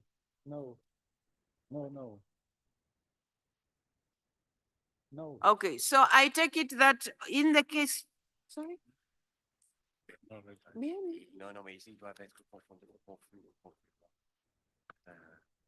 Okay. Colleagues, I am informed there is none. So that being the case, much as it's a custom at our assembly, when a case such as this is presented, we open the floor for 1 or 2 interventions, and then if there are reservations, we record them. But in this case, there is none. So we go with the recommendation that has been presented by our president of the committee. It is so decided. Thank you very much. Mr. Blanc. Merci, Madame la Présidente. Thank you, Madam. Chile. Our committee looked at the case of Mr. Jaime Guzman Errázuriz, a Chilean senator, who was assassinated in his country in April 1991. The committee wishes to express its gratefulness to Senator Coloma from Chile for the information given to us during the hearing held in the course of the Assembly. We noted with satisfaction that significant progress had been made to put an end to the impunity of this political crime, thanks to the action taken, in particular, by the Brazilian and Mexican authorities to support the Chilean authorities. The committee remains concerned, however, by the fact that an individual suspected of being one of the people who ordered the murder of Mr. Guzman is currently living in Argentina. Although the Supreme Court of Argentina authorized his extradition to Chile several years ago. The committee regrets that the Argentinian parliamentary authorities have not taken up its repeated requests for information. We urge the Argentine parliament to renew dialogue with the committee and to take the requisite measures to explore together the best means of contributing to putting an end to the impunity in this flagship case. I would invite you to adopt the draft decision on page 4 of the document submitted to you.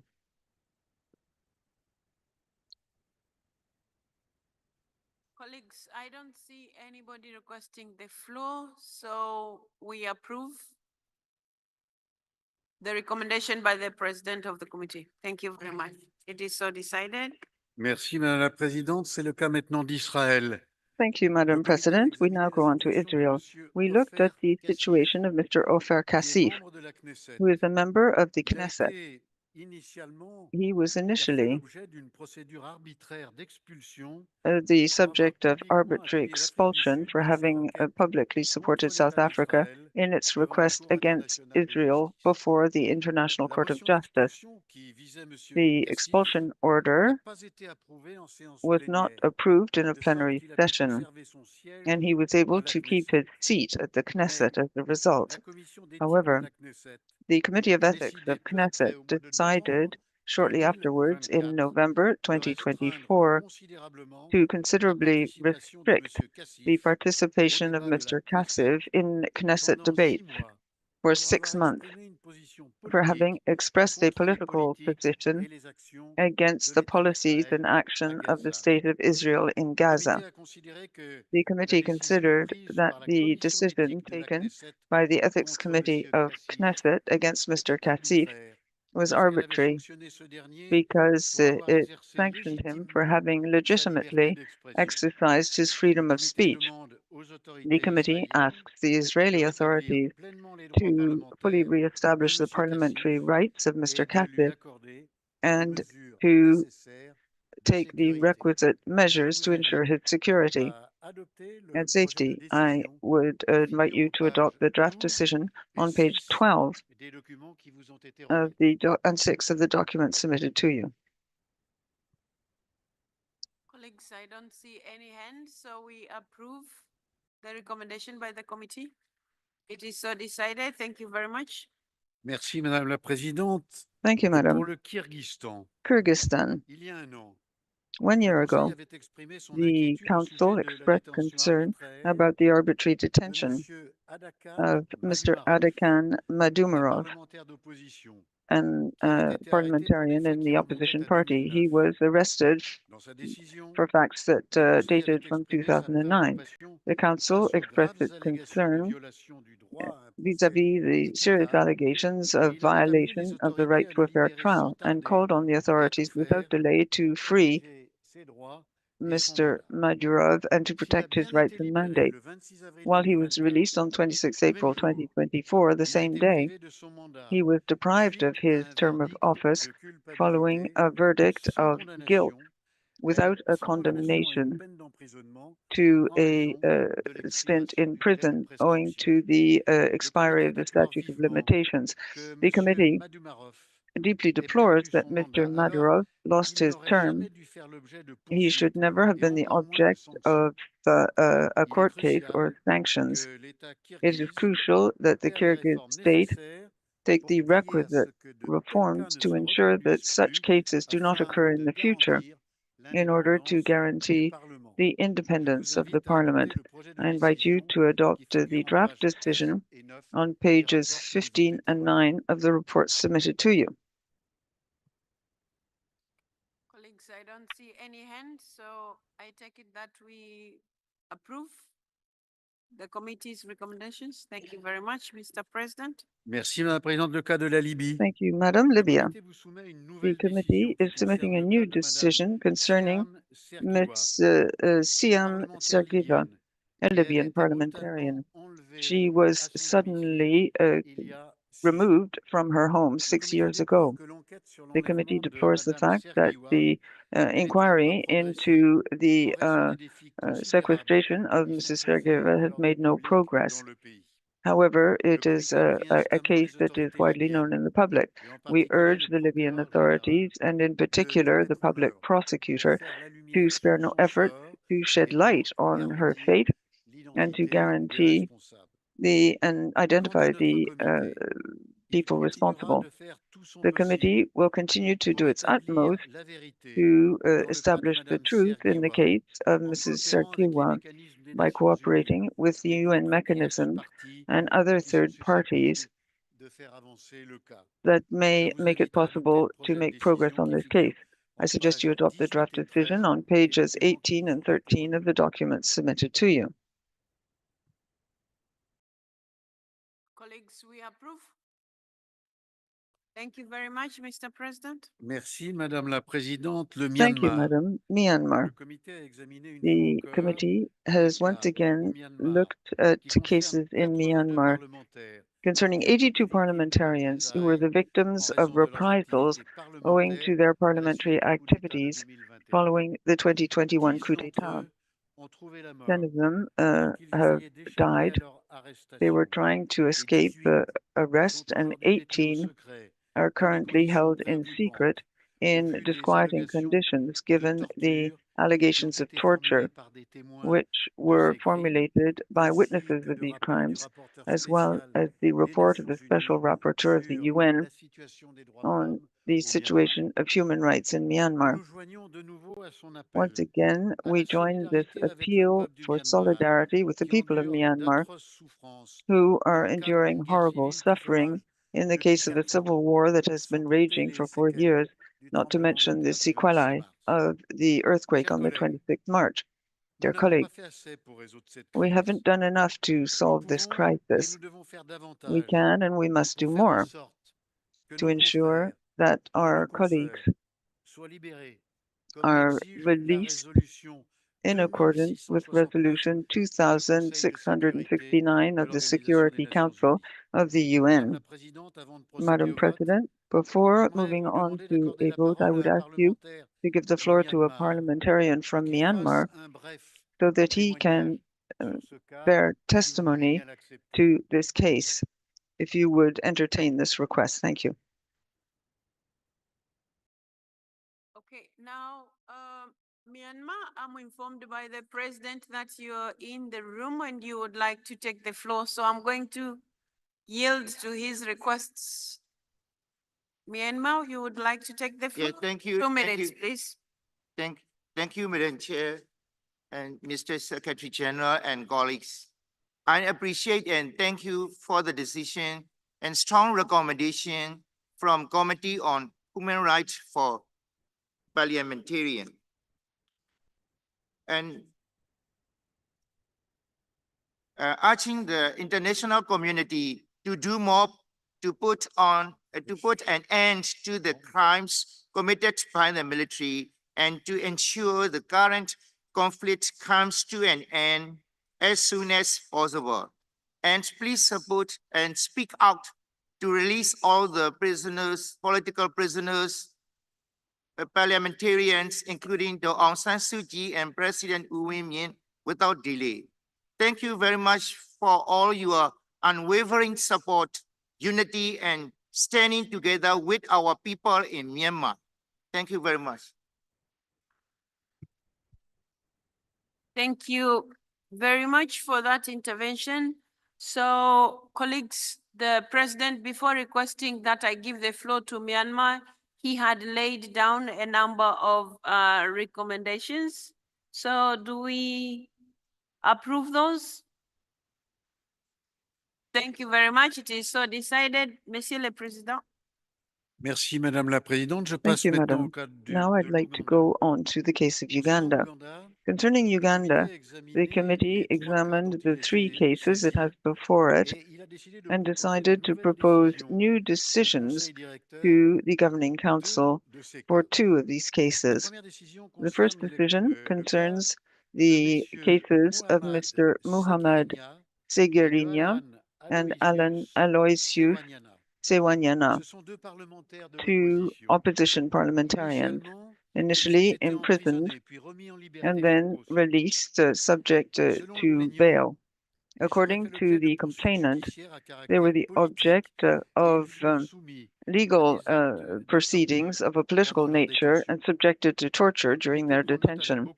The committee notes with great satisfaction the declaration of the Ugandan delegation, according to which, despite the procedure underway, Mr. Sewanyana is currently in a position fully to carry out his parliamentary functions. It also welcomes the efforts made by the Ugandan parliament to visit the parliamentarians detained and to conduct an inquiry into the allegations of torture. However, we deeply deplore the death of our colleague he received. We invite the Ugandan parliament to convey to us the reports that flow from its own work and those produced by other state institutions in order better to assess the efforts made on a national level to shed light on these accusations. The committee would like to thank the Ugandan delegation for the spirit of dialogue it showed and for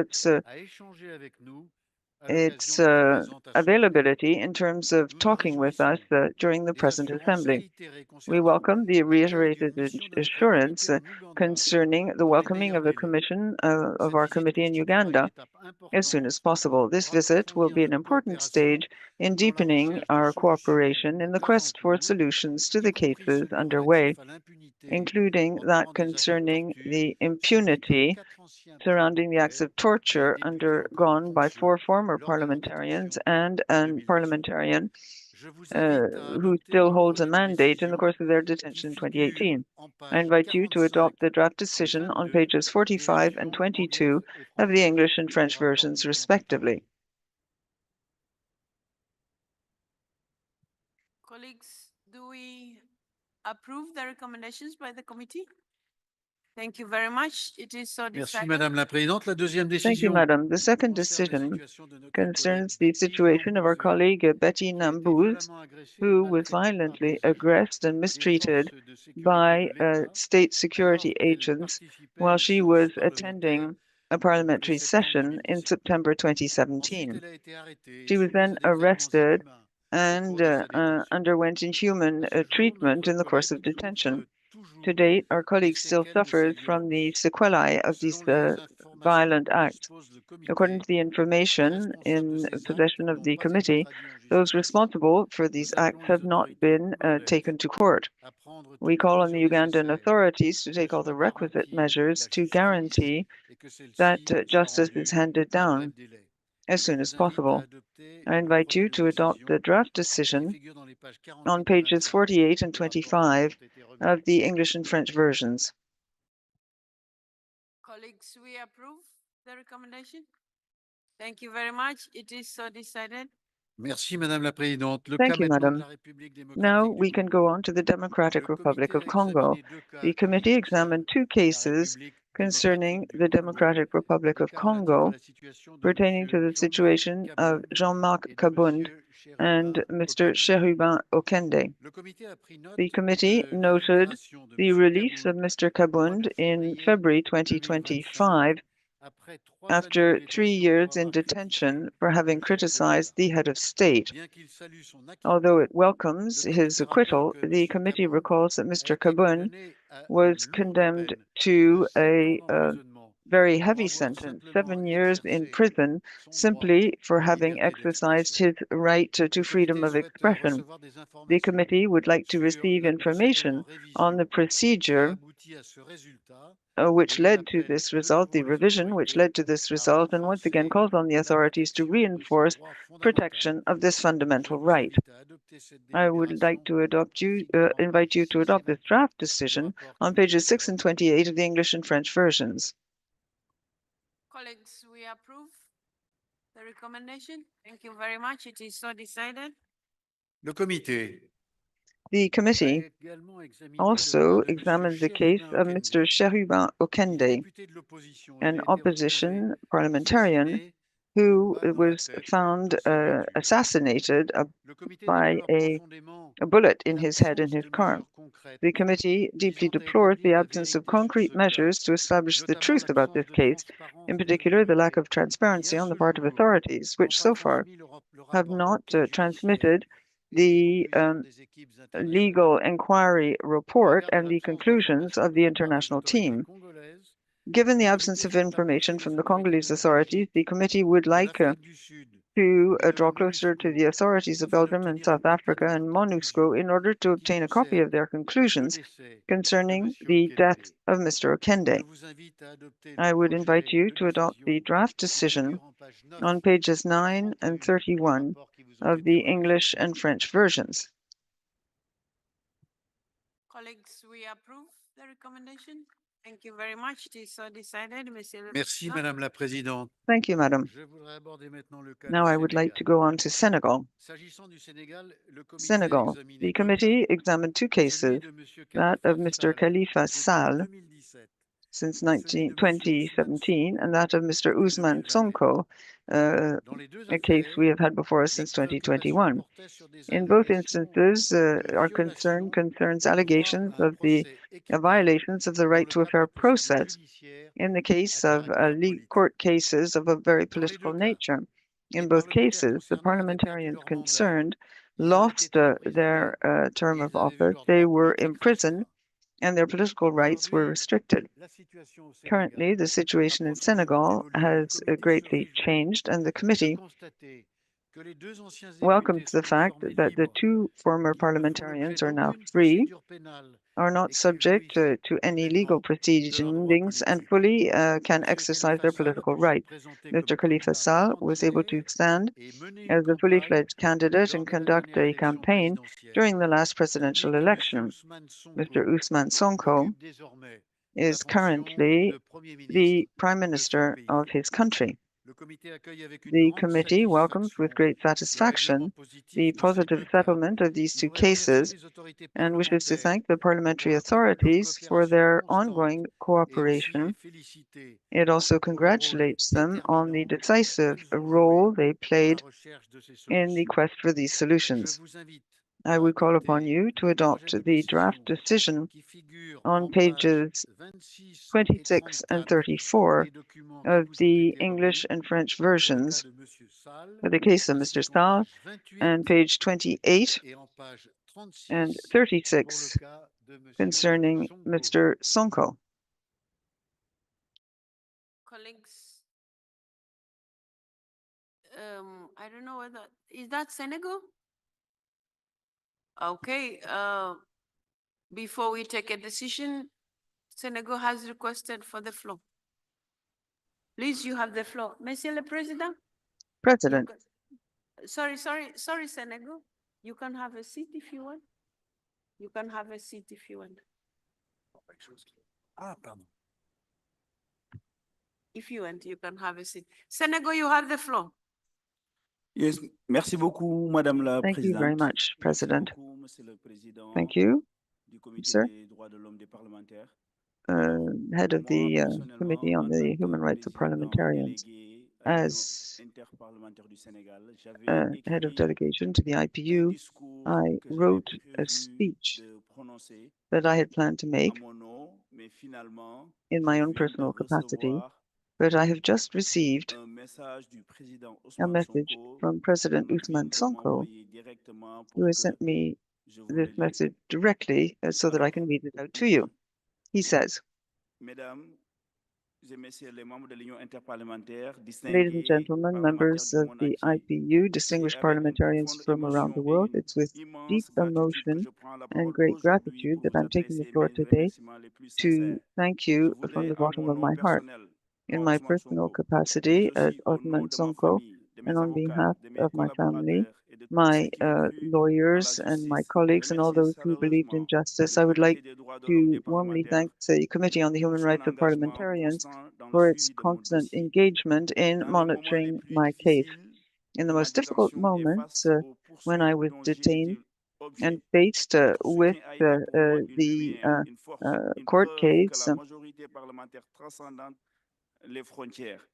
I received support, and that shows that parliamentary solidarity goes beyond borders and political context.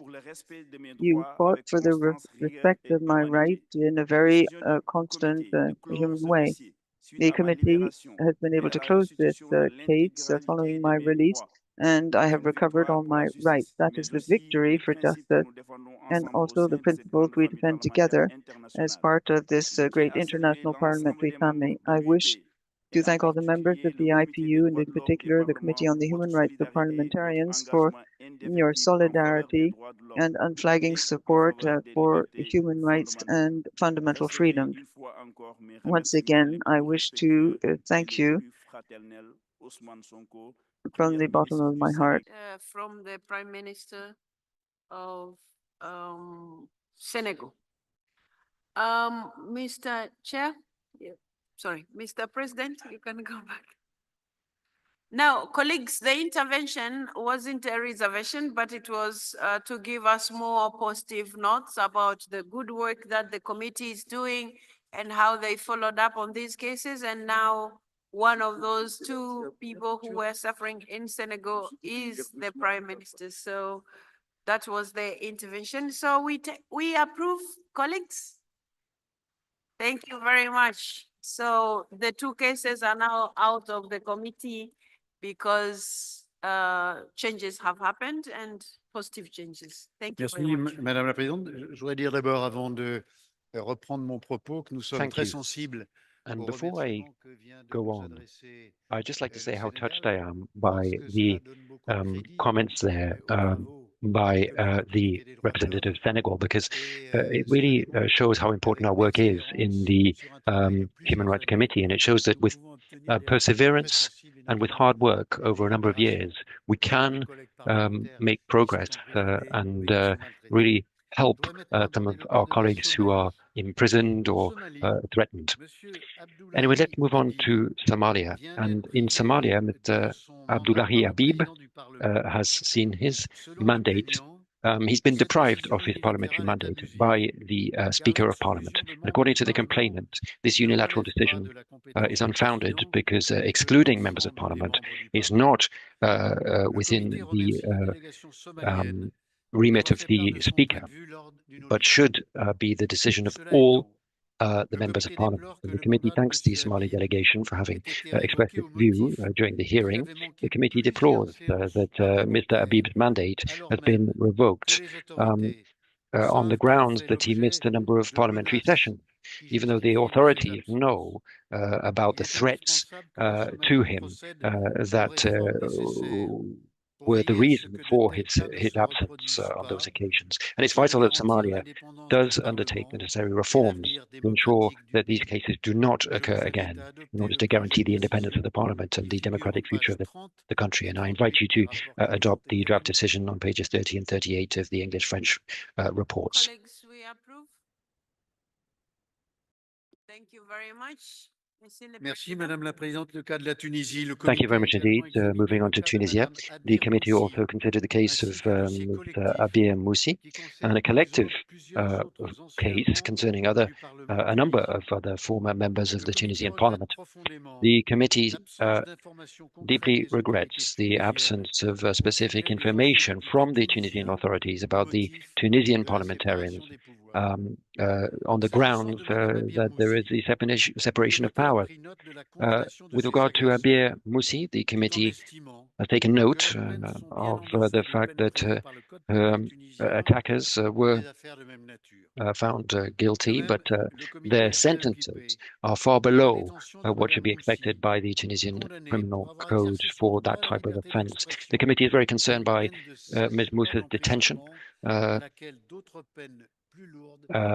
who was sentenced for having expressed her right to freedom of expression to a sentence of 16 months in prison and other serious condemnations. We invite you to adopt the draft decision in the report. Colleagues, do we adopt? Thank you very much. It is so decided. Concernant le dossier collectif, Now, with regard to the collective case, the committee deplores retaining in detention 12 former Tunisian parliamentarians on the basis of vague and obscure accusations. The committee regrets that for several former Tunisian parliamentarians, the cases continue to be considered by military tribunals. The committee therefore calls on the Tunisian authorities to free Ms. Moussi and any other former parliamentarian simply for having expressed their views, enjoyed their freedom of expression, and opposes the exceptional measures adopted by the President of the Republic. The committee also wishes there to be a judicial observer and reiterates its concern and request to Tunisia to promote the end of these cases. And we invite you to adopt the draft decision, which is on pages 36 and 44 of the reports. Colleagues, we approve. Thank you very much. It is so decided. Merci, Madame la Présidente. La Turquie. Thank you, President. Turkey. Our committee continues to consider the collective case concerning 67 former and current parliamentarians of the Democratic People's Party. They were victims of a series of very serious violations of their fundamental rights. A number of them, including the former joint president of the party, Mr. Selahattin Demirtas and Ms. Figen Yüksekdag, were sentenced to very serious sentences following the Kobane case, the consideration of which gives rise to serious concern.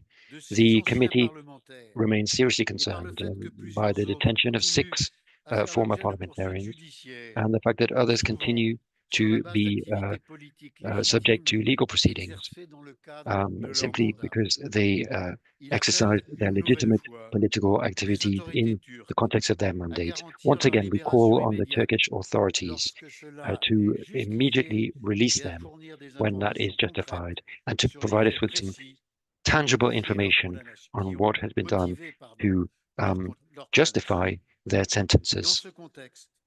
In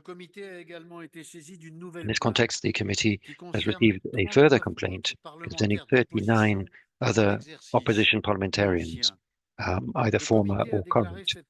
The committee has declared the complaint admissible and has undertaken contact and constructive engagement with the Turkish authorities in order to hear their official comments on the allegations. This decision only concerns the committee at this stage and therefore is not submitted for your approval. Finally, I wish to thank the Turkish parliamentary delegation for the discussions that we've had with them during our session in Tashkent. And we take note of their invitation to welcome a visit by the committee in Turkey. And we hope that that official visit will be able to take place very quickly in order to ensure a better understanding of the case and a fair settlement of these cases. And I invite you to adopt the draft decision on pages 40 and 49 of the reports. Colleagues, we approve. Thank you so much. It is so decided. Merci, Madame la Présidente, chers collègues. Thank you, President, dear colleagues. Well, the cases I have just presented to you are just a small part of the full number of cases that the committee had to deal with. And of course, we're not taking decisions on all of the cases today, but that doesn't mean that the committee doesn't continue to review them and to follow very closely the situation of 880 parliamentarians in 52 different countries, 57 of whom remain in detention. In particular, I wish to draw attention to the case of our colleague in Nicaragua, Mr. Brooklyn Rivera, an opposition parliamentarian and indigenous leader who was kidnapped from his home, abducted by state agents in September 2023, and whose whereabouts remain unknown. We call on all national parliaments, permanent observers to the IPU, and specialized human rights organizations, and indeed the international community as a whole,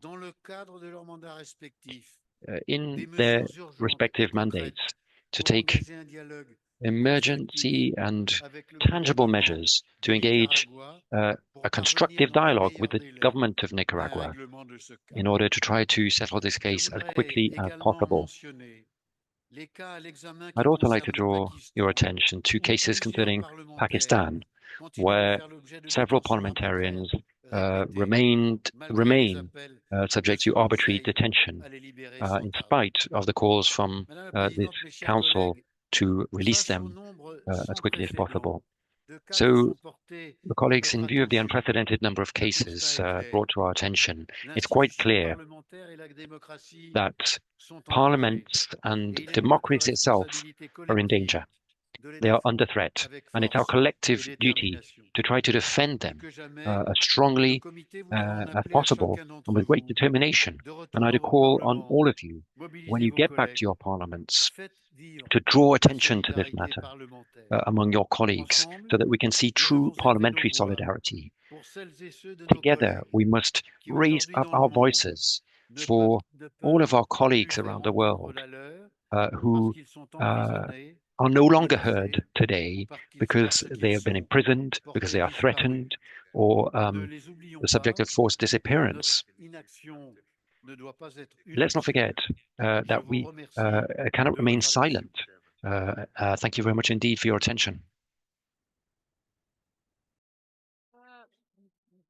Before you go, Mr. President, colleagues, I think we all agree that our committee, given the limited time that they have, they're doing a good job. Now that he's going, we should all clap for him on behalf of the entire committee, because this committee works at the core of the work of IPU. And as we have seen, there are positive developments, irrespective of the challenges that you go through, Mr. President, and your entire committee. I'm sorry that you had to leave because of some meanings get lost in translation, but we are happy. We are happy that you were able to do this. So colleagues, also thank all of you for all the efforts that you are taking in terms of ensuring that our colleagues in areas where there are challenges, they are protected. So thank you. Now I am, after having approved all the set of the decisions presented to us by the President of the Committee on Human Rights of Parliamentarians, we will now go to item G. Before you come, Dr. Ali, we have to do some elections. Just hold on for a few minutes. Colleagues, the Governing Council will elect one member to replace Ms. Asiain of Uruguay, who is no longer a member of Parliament. To date, we have received the candidature of Mr. F.J. Chahuan, a senator from Chile, for a 5-year term ending in April 2030. Colleagues, do I take it that you wish to elect the only candidate who we have received so far? He is so elected. Thank you so much, and congratulations to Mr. Chahuan for this for being entrusted to this very noble job of this important committee. Now we will go to sub-item G, colleagues, because I have been informed here the chair of this committee has another meeting, so he has requested to address us now. The chair of the Gender Partnership Group, Dr. Ali Nuaimi. Please, you have the floor. Come to the podium, and then we will listen to the report. And it's just as good that you're putting on that scarf, which is, you know, showing us that you're really serious about gender issues. Thank you. Dr. Ali, you have the floor. Thank you. Thank you, Madam President. Dear colleague, it's an honor for me to stand on this stage today. And it has been a real honor for me to chair the Gender Partnership Group. It's my great pleasure to present to you the report on the work of the Gender Partnership Group. This will be my last time doing so. I have been really honored to have chaired such an important group that promote equal participation of men and women within the IPU and in national parliaments. And I am proud of the result the IPU has achieved over the past years. Here in Tashkent, with Ms. Mikulova from Azerbaijan and Mr. Al-Mudabbar from Spain, and as our peer group mandate, we monitor the participation of women delegates at this assembly.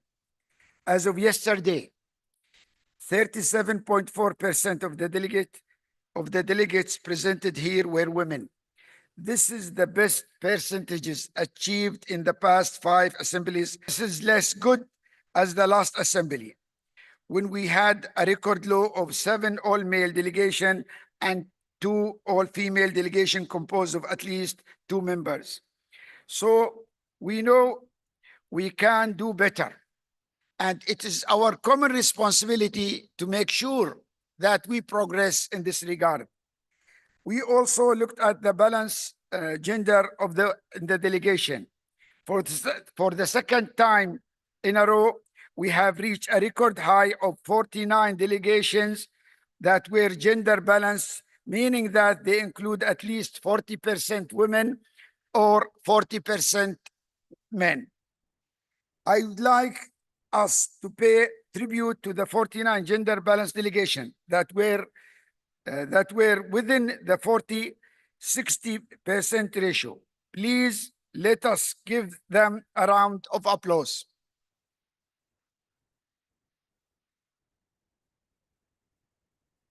In the year of gender equality at the IP, we should continue on this path with the aim of achieving a gender parity. I also want to commend the ongoing efforts to continue to include gender-related provision in the IPU statutes and rule, which is now work in progress. I come from a country where a gender parity has been achieved. We know from our experience that quotas work. The group welcomed these proposals and reiterated its commitment to see any future amendment apply to women and men equally. Colleague, the group also took note of progress made in the implementation of the IPU policy against harassment, including sexual harassment. As assemblies and other IPU meetings, we welcome the effort that are being made to raise awareness of the policy and ensure the IPU is a safe place for everyone. At the next assembly in Geneva in October 2025, training of anti-harassment will be offered to participants as a new means to spread the word and make sure we all play our part. And I urge you to make sure that some of your member of your delegation to participate in this program of awareness. Finally, the group reviewed the situation of women in national parliaments and continue to hold dialogues with delegations that have less than 10% women in their lower or single members to offer our support.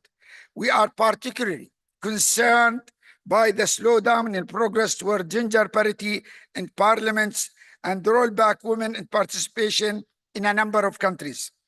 During our sitting yesterday, we held a fruitful dialogues with two delegations that have less than 10% women in their parliament, Algeria and the Maldives.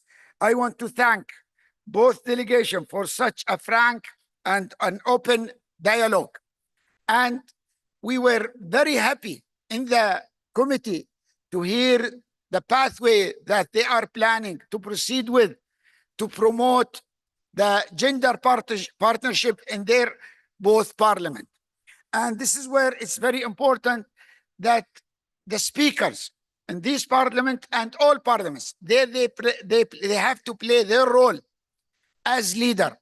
Leader should lead and speaker are leader. And this is having the gender partnership should be a priority within the mandate of the responsibility of all speakers. So I urge all speakers to take the lead in making sure that gender partnership goals are met in their parliament. The group offered its support to both parliament towards creating awareness and adopting effective measures for achieving greater women participation. For us, inclusiveness is a pillar of democracy. This requires gender parity in numbers and a culture of parity on all spaces. Together we can make changes happen. And I invite all of us to take part in the IPU campaign, achieving gender equality, action by action. Thank you very much. Thank you so much, Dr. Ali. Before you leave, Dr. Ali. Okay, I will speak as he goes. Colleagues, I had spoken. No, I haven't seen any hand, but like I said in the beginning, and I won't repeat myself, but just to thank you so much for the passion that you had in ensuring there's gender parity here at IPU, but there is gender parity in the parliament of the UAE, and now you have called on other parliaments to do the same. So we would like to thank you for. Colleagues, do I take it that we approve the report? To give the floor to Mr. Dan Carden from the United Kingdom, the outgoing president of the Bureau of Young Parliamentarians, to report on the meeting.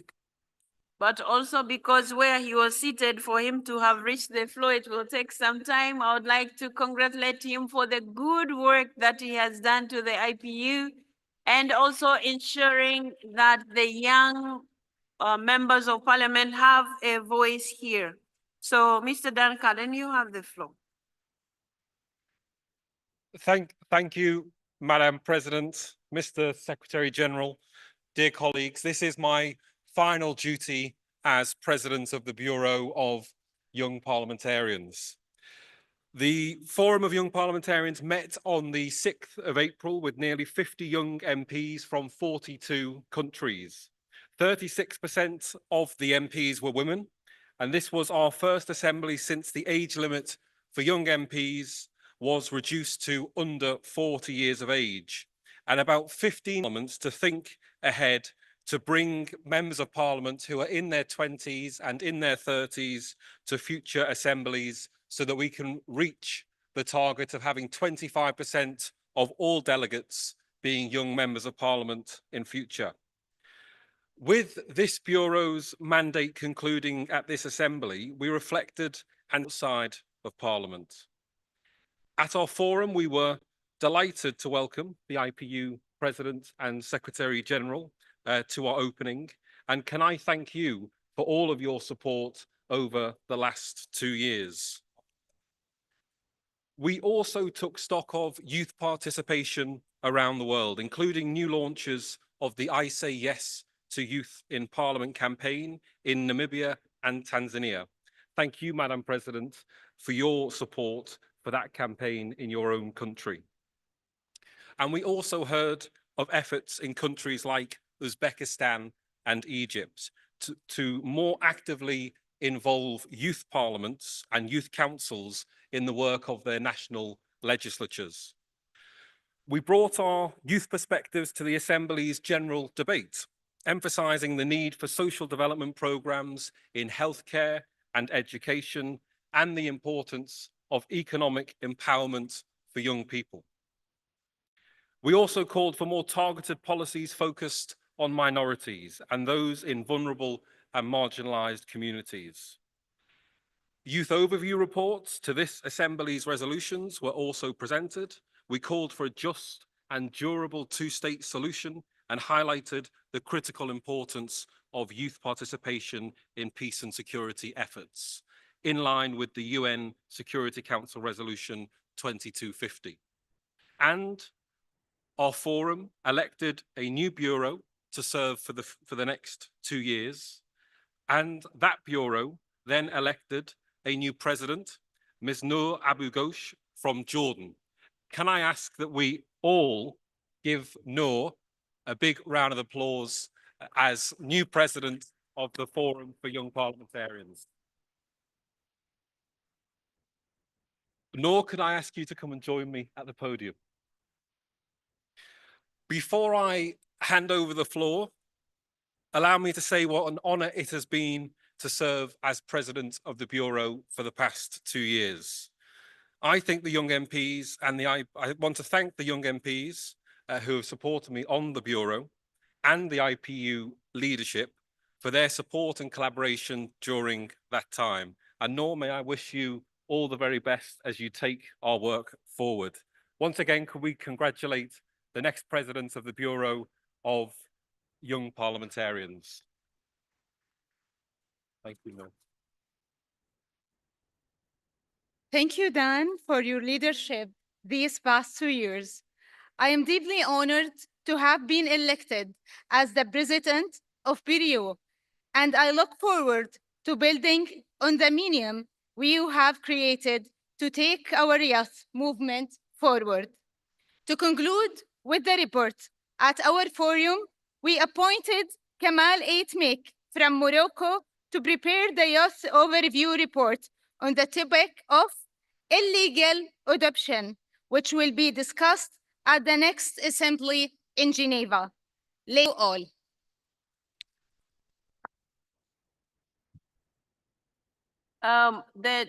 The two of you, before you go, while I would like to take this opportunity as president of IPU on behalf of the entire family of IPU to congratulate you, Ms. Ghosh from Jordan, for assuming this position, a very important one where you're going to be inspiring more young people joining politics, but also joining houses of representatives. So we wish you all the best. Thank you. At the same time, Dan, thank you so much for the service to IPU and for fighting for young members of parliament's cause, but also please be ready to offer advice and share experience with the new incoming president of the Forum of Young Parliamentarians. The two of you make a very good pair, and we hope you will be able to work together in due course. All the best, and you're welcome to the team. Presidenta, Ms. Ghosh. por favor, President, si me permite unas palabras de Perú.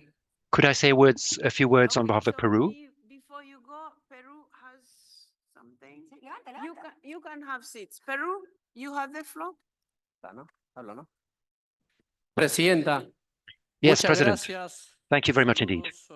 Desde el Parlamento de Perú. Greetings from the Peruvian Parliament, and greetings to the IPU Secretariat. I want to thank you, President, for having agreed for the next World Conference of Young Parliamentarians to take place in Peru. We look forward to welcoming you all in September. I'm sure many young parliamentarians are going to come to Peru from all around the world. All of your parliaments are going to send representatives. We've been in Vietnam recently. Last year we were in Armenia. And I look forward, with the support of IPU, to hosting you in Peru for this World Conference. We have such wonderful food, such an interesting culture, Machu Picchu, so many wonderful things to see. So I hope many parliamentarians get the opportunity. Colleagues, do I take it that we approve the report by the outgoing president of the Forum of Young Parliamentarians, shared with the incoming president? Yes, it is so approved. Thank you so much. Thank you so much.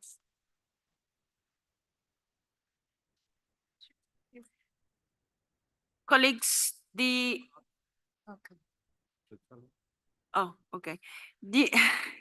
colleagues, the Governing Council is invited to endorse the election of the following board members for a 2-year term ending in April 2027.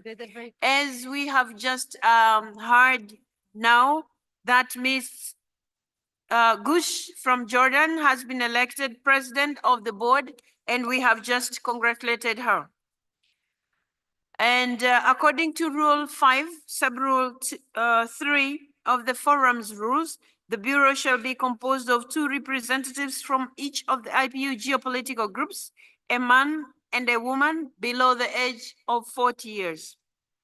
We have received the following candidatures. Africa Group, Mr. Coco from Chad, and the female position is vacant. And the Arab group, we have Ms. Gush, who has just won the presidency, but also Mr. Hassan from Bahrain. The Asia Pacific group, we have Mr. Singh from India and Miss Singh from India and Mr. Durrani from Pakistan. Eurasia group, Ms. Hakobian from Armenia and Mr. Ismailov from Azerbaijan. Group of Latin America and the Caribbean, Ms. Sierra from Uruguay and Mr. Soto from Peru. 12+ group, Mr. Dan Kaden, United Kingdom, and Ms. Ivana Stamatovic, Ukraine. Colleagues, may I take it that you wish to endorse these elections? Thank you so much. It is so decided. Okay. Thank you so much, and congratulations to all of you, dear colleagues, and wish you all the best. Now, colleagues, we will go to sub-item D, Task Force on the Peaceful Resolution of the War in Ukraine. And I'm going to now invite Speaker Farugia from Malta to report on their meeting. Speaker Farugia.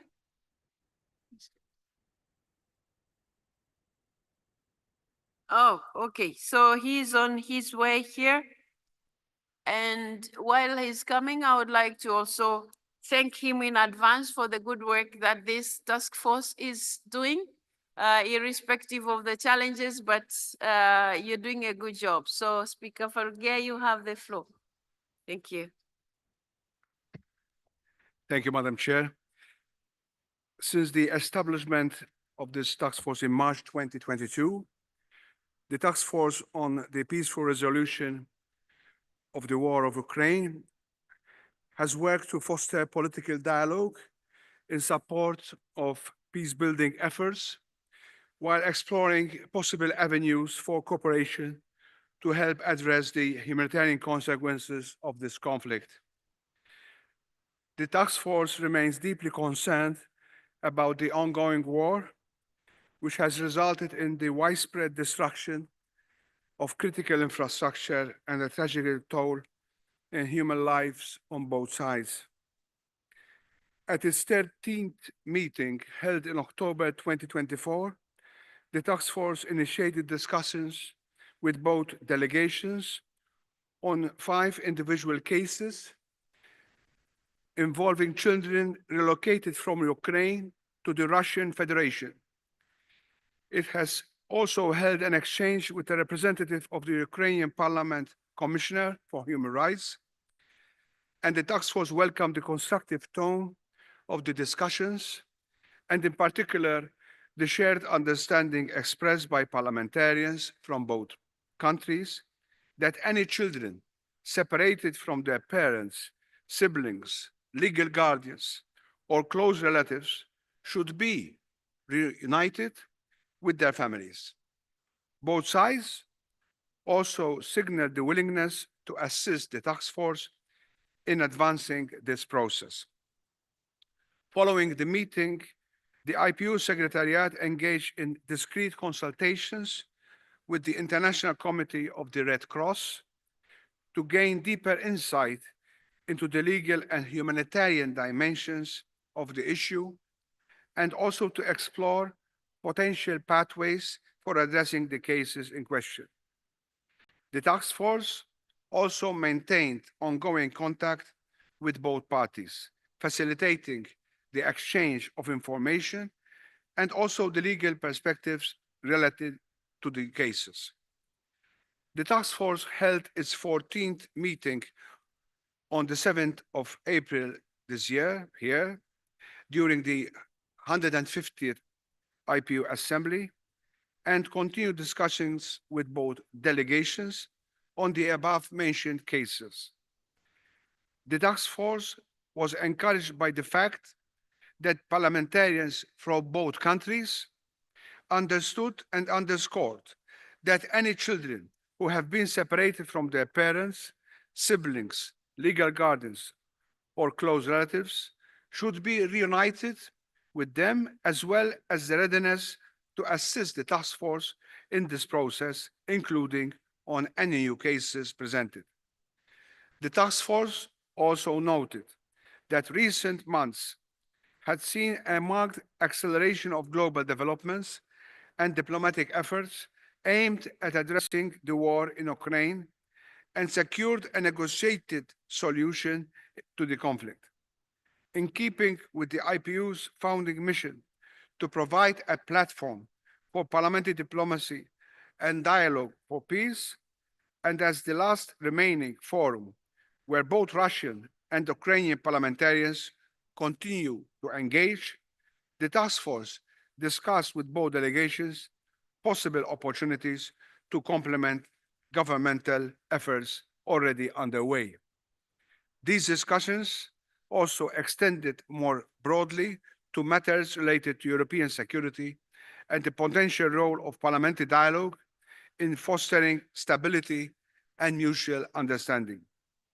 While both delegations had indicated that they did not hold a mandate to engage in negotiations, the task force welcomed the fact that each expressed openness to exploring ways to make better use of the platform provided through the IPU, including through enhanced communication and more regular exchanges between the two assemblies.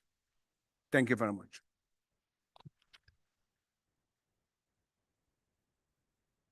Thank you so much, Speaker Farougia. Colleagues, I don't see any hands. Do I take it that we approve the report? Thank you very much. It is so decided. Thank you very much. Speaker Farougia, thank you so much for this report, but also for the dedication that you have to ensuring we keep building on the small gains, and those that we haven't gained yet to keep pushing. Thank you. Thank you so much to you and your colleagues. Colleagues, we were supposed to go to sub-item E, but I have received a request from the president of the Forum of Women Parliamentarians at IPU, whose report was supposed to come under item 15 of the agenda, but we are on item 14. She's requesting to address us now because she has a flight to catch.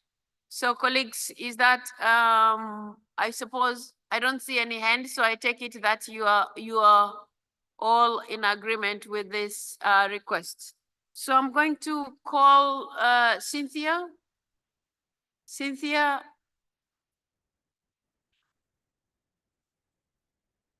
Cynthia, are you in the room? Okay, so we will proceed, but you have already had the request. So we will go to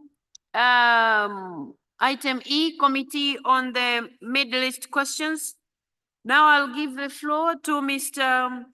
Talsma from the Netherlands to come and present to us, as he's serving as the president of the committee, and he's going to give us the report. Mr. Talsma, please, you have the floor. Kata Rahmat, thank you very much, Madam President. On behalf of the Committee on Middle East Questions, I am pleased to deliver this report on the committee's recent activities. And here in Tashkent, I would like to start with a reference to one of the beacons of Uzbekistan's culture, the 15th century poet and statesman Alisher Navoy. In one of his many works, he wrote, "Understand, people of all the earth, enmity is a bad thing. Live in peace amongst one another. There is no better lot." Dear colleagues, since the last assembly, the committee has convened against the backdrop of deepening and shifting tensions in the Middle East, marked by the continuing humanitarian crisis in Gaza and the West Bank, as well as growing instability in Syria and Yemen. These developments not only underline the urgency of our work, but also challenge us to rethink how we can better serve our mandate. On the 12th of March, the committee held an informal online meeting to discuss proposed structural amendments to its composition and working modalities. And in that meeting, we reflected on how the committee might become more representative, effective, and responsive to today's complex realities. A formal meeting followed on 6 and 8 April, during which the committee renewed the one-year mandate of its president. And a key item on the agenda was the consideration of a structural reform aimed at enhancing the committee's ability to address a broader range of regional crises in a manner that is inclusive, balanced, and impactful. Members discussed how a more diversified membership, improved geographical representation, and the creation of thematic subgroups could ensure that no conflict is left unaddressed and no voice unheard. The proposed changes, Madam President, aim to encourage meaningful engagement across the region, moving beyond long-standing positions and opening space for renewed perspectives. In doing so, the Committee on Middle East Questions hopes to reinvigorate its role as a space for constructive dialogue. Members engaged with the proposal, offering valuable suggestions that will inform further discussions on how to shape the committee's future work.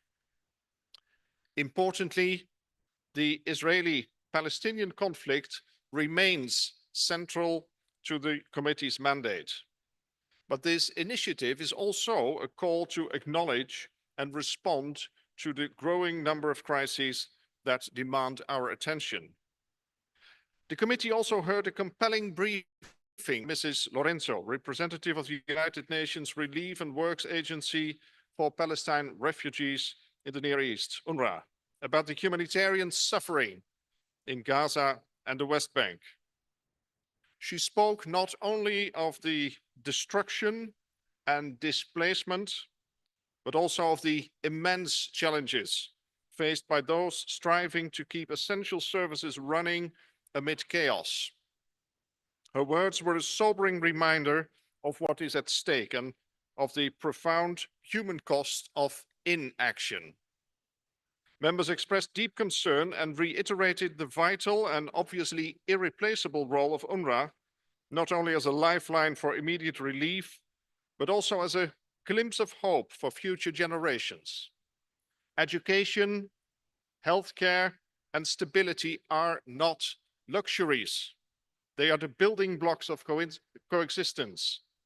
And preserving UNRWA's mandate is essential to keeping that future within reach for the people of Palestine. The committee also welcomed the presentation by Mr. Abdullah Al-Manai, Executive Director of the King Hamad Global Center for Coexistence and Tolerance. The discussion underscored the shared belief in the power of dialogue, education, and inclusive legislation to foster peace and resilience in the region. To conclude, Madam President, dear fellow parliamentarians, the committee reaffirmed its support for a just and lasting resolution to the Israeli-Palestinian conflict based on the two-state solution, in line with international law and relevant UN resolutions. Members also expressed a clear willingness to revitalize the committee's role, embracing reform not for its own sake, but to create space for more inclusive, dynamic, and responsive parliamentary dialogue. The road ahead may be difficult, but the conversations held during this session were marked by renewed openness and commitment. Through collective effort and parliamentary diplomacy, the committee stands ready to adapt, not only to reflect today's realities, but to help shape a future where all voices are heard and where peace becomes not only imaginable, but achievable. I thank you very much. Thank you very much, Mr. Talsman. Colleagues, I don't see any hand. Do I take it that we approve the report? It is so approved. Thank you so much, Mr. Chair, Mr. President, for the report, but we also look forward to all the commitments you have made about the way forward. Dear colleagues, the Council is called upon to elect 2 members to replace a woman and one man to the Committee on Middle East Questions for a 4-year term ending April 2029.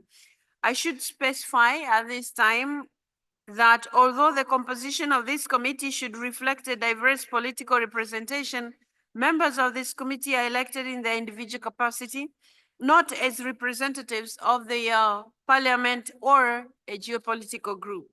We have received the following candidature: Mr. J. Juwaini from Indonesia.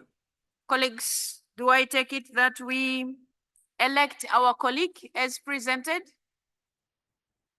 There is no hand. Thank you so much. It is so decided. Congratulations, dear Juwaini.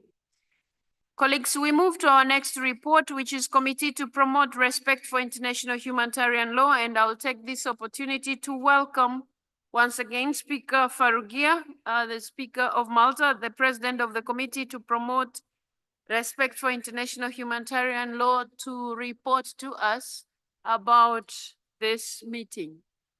Speaker Farugia? He's coming. He's coming. Okay.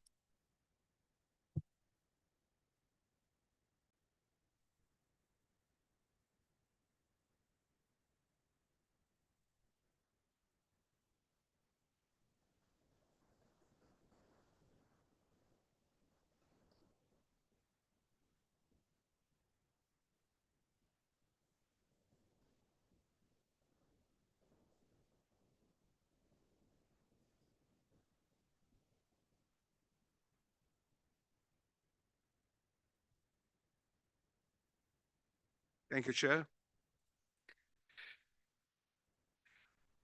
As my first session as President of the Committee to Promote Respect for International Humanitarian Law, I would like to thank all my colleagues in the committee for entrusting me with this role, and which will build on all the efforts already done by my predecessor, Mr. John Chiarelli, from Kenya.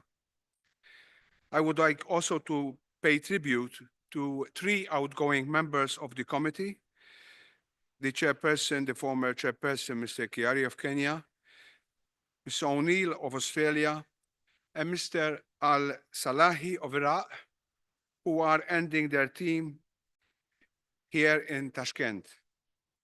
Thank you for all your dedication and support, and we hope that those who will follow will be as engaged, as effective as these 3 who are outgoing. Thank you very much.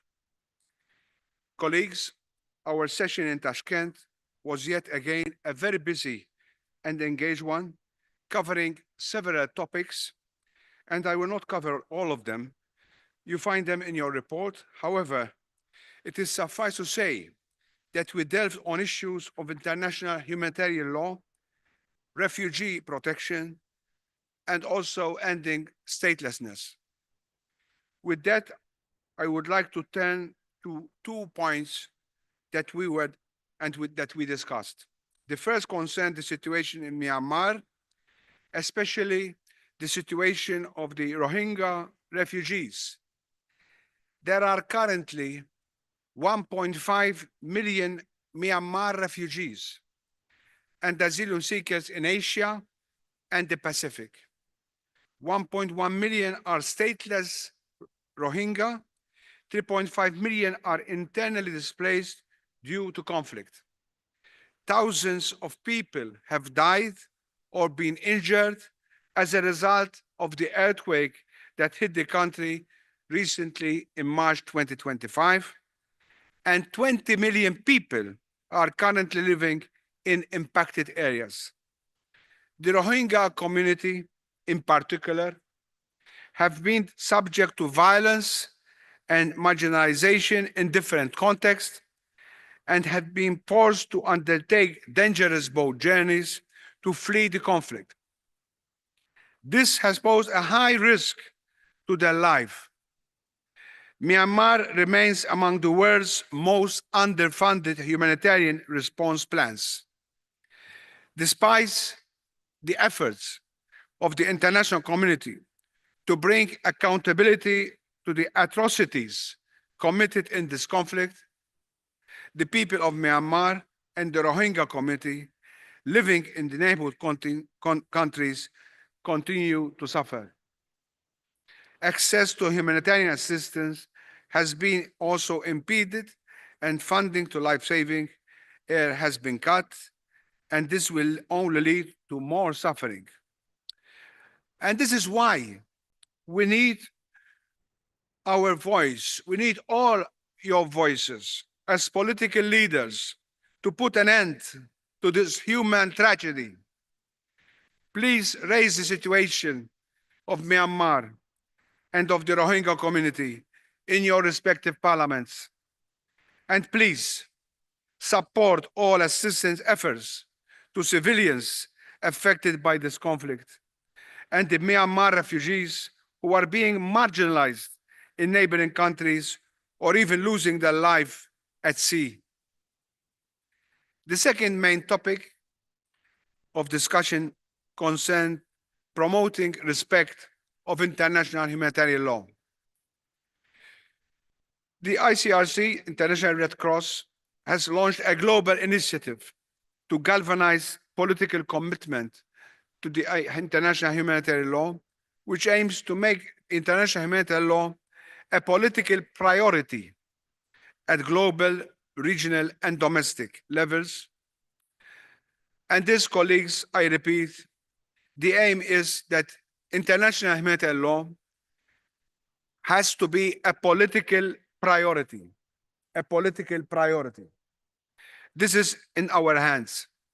We call all of us, all of you, all parliamentarians, to make international humanitarian law a political priority in our parliament, in our national parliament, so that we bring the matter of the global initiative also in our parliament.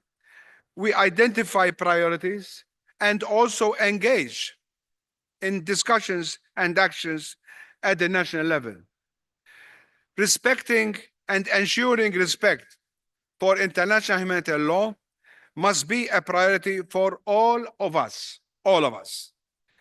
Last, I would like to end on also a positive note, not only a negative one, but we have also a very important share, a positive note. So I would like to share it. As you know, colleagues, the committee also discusses matters related to statelessness. In our meeting, we have been appraised on the recent developments in Malaysia, who has recently also adopted constitutional amendments granting Malaysian women the equal right to confer automatic citizenship to their children born overseas. And this is very important. And thank you, Malaysia. Thank you. This is great news for us. Congratulations to Malaysia again. We look forward for these new provisions to be effectively enforced. Madam President, the committee will continue its efforts to mobilize parliaments regarding the impact of conflict worldwide. Amidst global security trends, including the actions by some states to cut funding. Thank you all, and I thank you all the members of this committee. Thank you. Thank you so much, Mr. President, for that report. Colleagues, I don't see any hand. Do I take it that we approve the report presented? Thank you very much. It is so decided, but we also take note of the positive developments that you have just shared. Thank you so much, Mr. President. We appreciate it. Colleagues, the Council is called upon to elect 4 members as follows.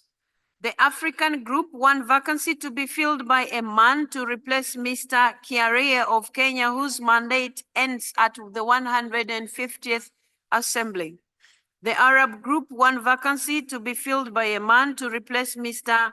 Al-Sahili from Iraq, whose mandate ends at this Assembly. Asia Pacific Group, 1 vacancy to be filled by a woman to replace Ms. Deborah O'Neill from Australia, whose mandate ends at this Assembly. And Eurasia Group, 1 vacancy to be filled by a man to replace Mr. Chichevinci from the Republic of Moldova for the seat that was not filled at the 213th session of the Governing Council. We have received the following candidatures. Africa Group, Mr. Gwenchuba, a member of the Council of the Nation from Algeria. Arab Group, Mr. Nadar, member of the Council of Representatives from Iraq. Asia Pacific Group, Ms. Sehrawat, member of the Lok Sabha, India. Eurasia Group, the position remains vacant. So, colleagues, do I take it that we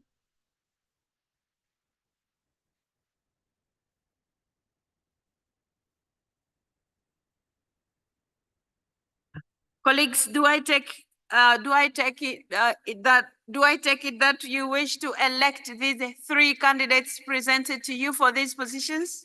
Item 15 of the agenda to be presented now by Cynthia. So she's here. Cynthia Castro Lopez, you have the floor to present the report of one of the specialized meetings that took place.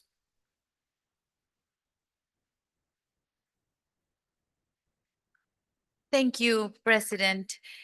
Governing Council, dear President, Secretary General, dear colleagues. As you know, this year, 2025, is one of many milestones for gender equality and its remarks of the 30th anniversary of Beijing Declaration at Platform Action.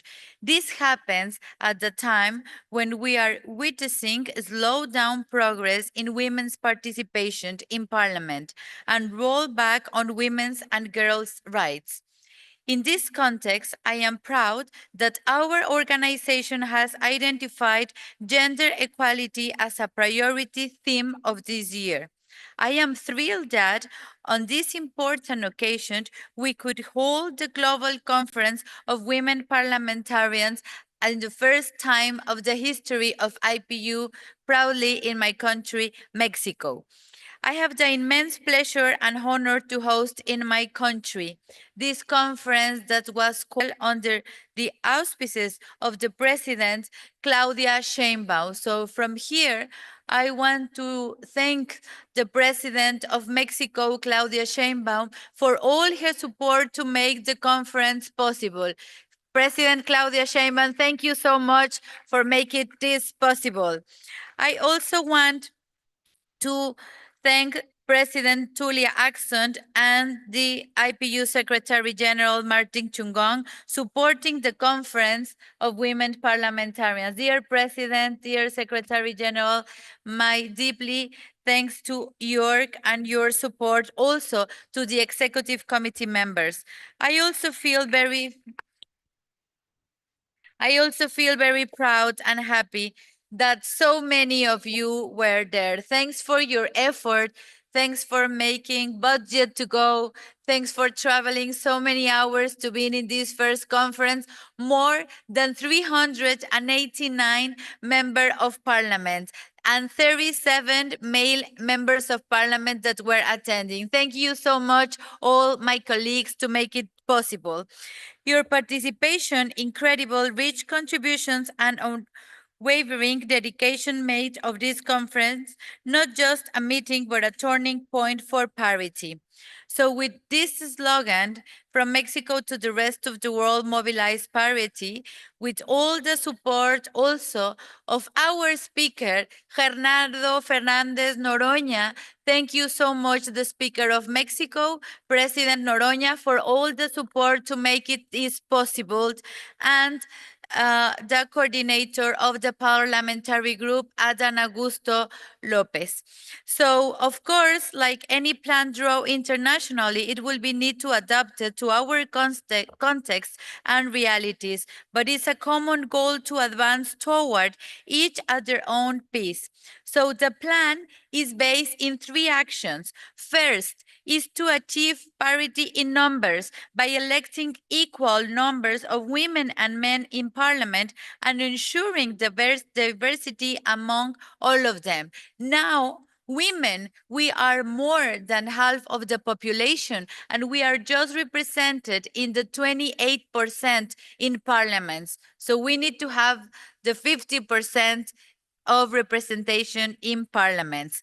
Second, to reach parity in leadership and influence in parliament, we need more women in the political parties, more women as chairperson, more women as speakers. We want women in the front in our countries. 3 is to foster a parity culture in our parliament by creating gender-sensitive culture and by adopting zero tolerance for sexism, harassment, and violence against women in parliament. So let's take this plan to implement it, even if it takes time.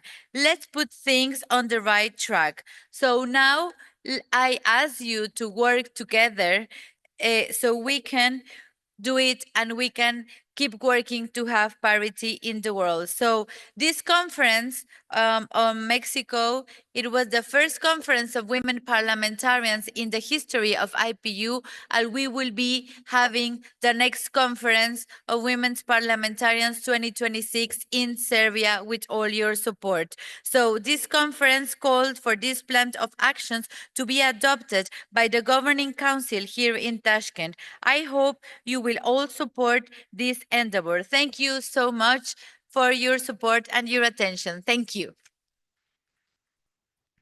Thank you so much, Cynthia. Once again, congratulations for a conference that was very successful, and we appreciate all the arrangements that were put in place, but also the resources that were committed to making this conference a success. And since it was an inaugural one, we will always remember that it began from Mexico under your leadership as president of the Forum of Women Parliamentarians. And at the same time, congratulations for your elections yesterday, for the women having trusted you for this position again, and all the best. Colleagues, we will now go back to our item 14 of the agenda. We will go to the sub-item H, Advisory Group on Health. So I am now going to invite Ms. Oral Ataniyazova from Uzbekistan, member of the Advisory Group on Health, to represent the report on their meeting. Madam Oral, you have the floor. Thank you very much, Madam President and dear colleagues. It's a great pleasure for me and honor on behalf of Advisory Thank Group you. on Health to make Yeah. a report on activities of our group during these days. The Advisory Group on Health met on the 7th of April for its 32nd and last meeting before its transformation to the IPU committee. We highlighted the importance of monitoring parliamentary efforts on universal health coverage based on 2019's IPU resolution, achieving a universal health coverage by 2030, the role of parliament— Hold on, Madam Chair, hold on. Okay. Yes, please, you can start again. Thank you. We highlighted the importance of monitoring parliamentary efforts on universal health coverage based on the 2019 IPU resolution, achieving universal health coverage by 2030, the role of parliaments in ensuring the rights to health. We recalled work to date on this matter, including the production of 2 reports on the implementation of the resolution. We adopted a revised accountability framework focusing on legal provisions for UHC, barriers to access to health, and the protection of sexual and reproductive health and rights. Measures include a review of existing data to take stock of global progress and gaps, and direct engagement with parliamentary delegations to enhance ownership of the UHC resolution. The World Health Organization, as a technical partner of advisory group, stands ready to support the process. Madam President, on the 8th of April, the Advisory Group on Health members with international experts and parliamentarians from different countries participated in the field visit to assess primary health care system in Uzbekistan. We visited family polyclinic in Tashkent, where we are able to see how is implementing the IPU Universal Health Coverage Resolution. Uzbekistan has a unique experience on successful and close collaboration of parliament health system, international partners such as WHO, UNICEF, PMNCH, and others, and local communities. As a result, Uzbekistan achieved tremendous results in declining maternal and child mortality. The level of maternal mortality was declined 4 times during the last 7 years. We also selected on the shift in the global health funding landscape caused by cuts of global health aid, as well as on the wider question on the place of health and development in the world market by conflict and crisis of different natures.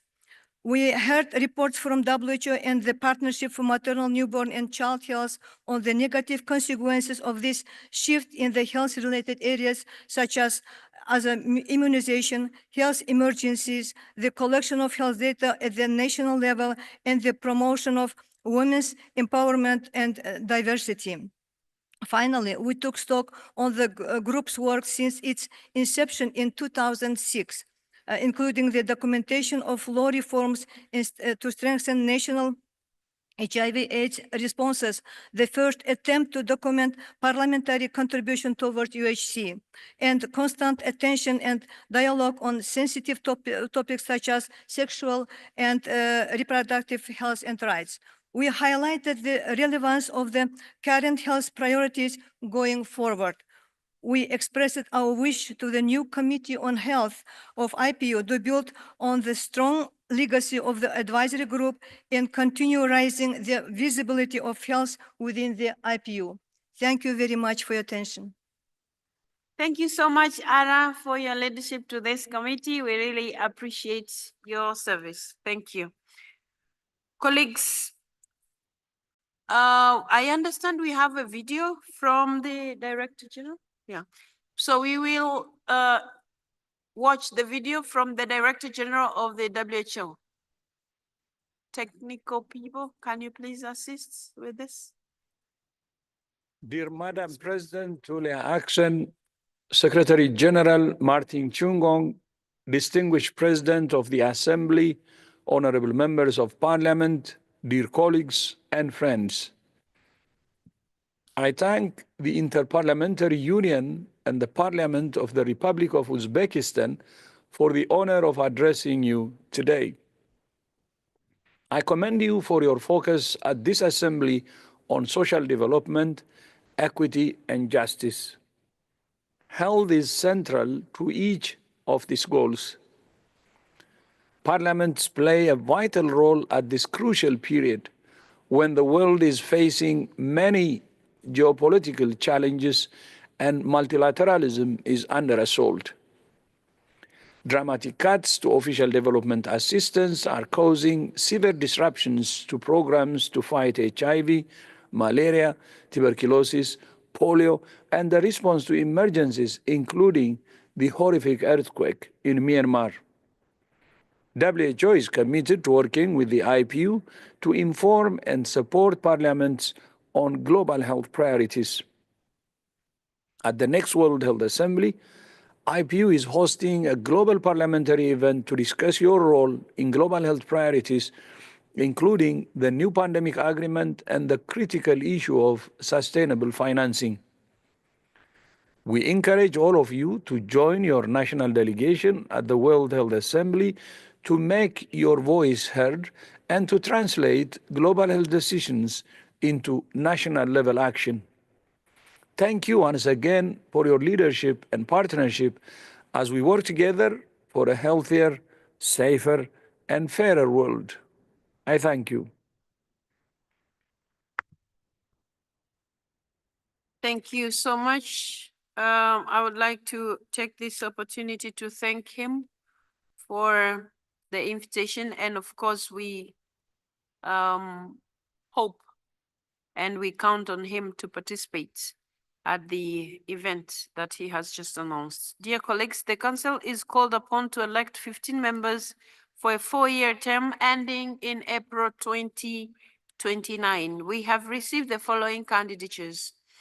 Miss Al Mansour, member of the Federal National Council, United Arab Emirates.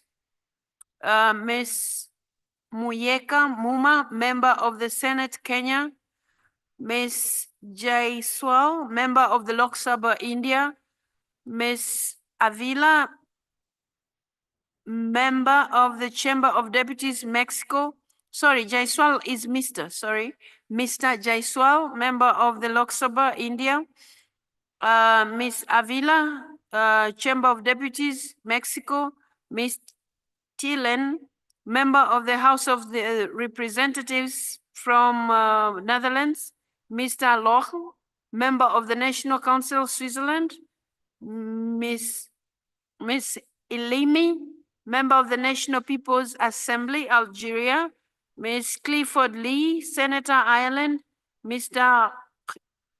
Kuton, member of the National Assembly, France. Shabangu, member of the Senate, Zimbabwe. Colleagues, may I take it that you wish to elect these members that I've just read? Thank you so much. It is so decided. Now we go to sub-item I, High-Level Advisory Group on Countering Terrorism and Violent Extremism. I will now give the floor to Ms. Castillo Huera from Mexico, who is the newly elected chair of the High-Level Advisory Group on Countering Terrorism and Violent Extremism. She's going to present the report, and as you can see, she's looking great in that Azerbaijan dress. Sorry, Uzbekistan dress. This one. Yes. Gracias, señora presidenta. Thank you, President. Dear colleagues, it's an honor to address you as the chair of the high-level advisory group on countering terrorism and violent extremism. Today, we will report on our meeting that took place on the 5th of April, 2025, where we held elections for a new chair and vice chair of the group, and I was honored to be elected as chair of the high-level advisory group, and I'd like to thank my colleagues for that, and I'm determined to continue with the important work of the group.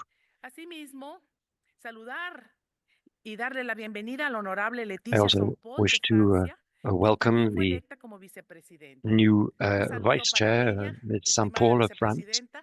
I see her in the room, so I look forward to working with you. I look forward to working together in order to bring sustainable peace to the areas in which we work. We are all committed to strengthen our efforts to combat terrorism and violent extremism. We addressed important issues for global security and regional security.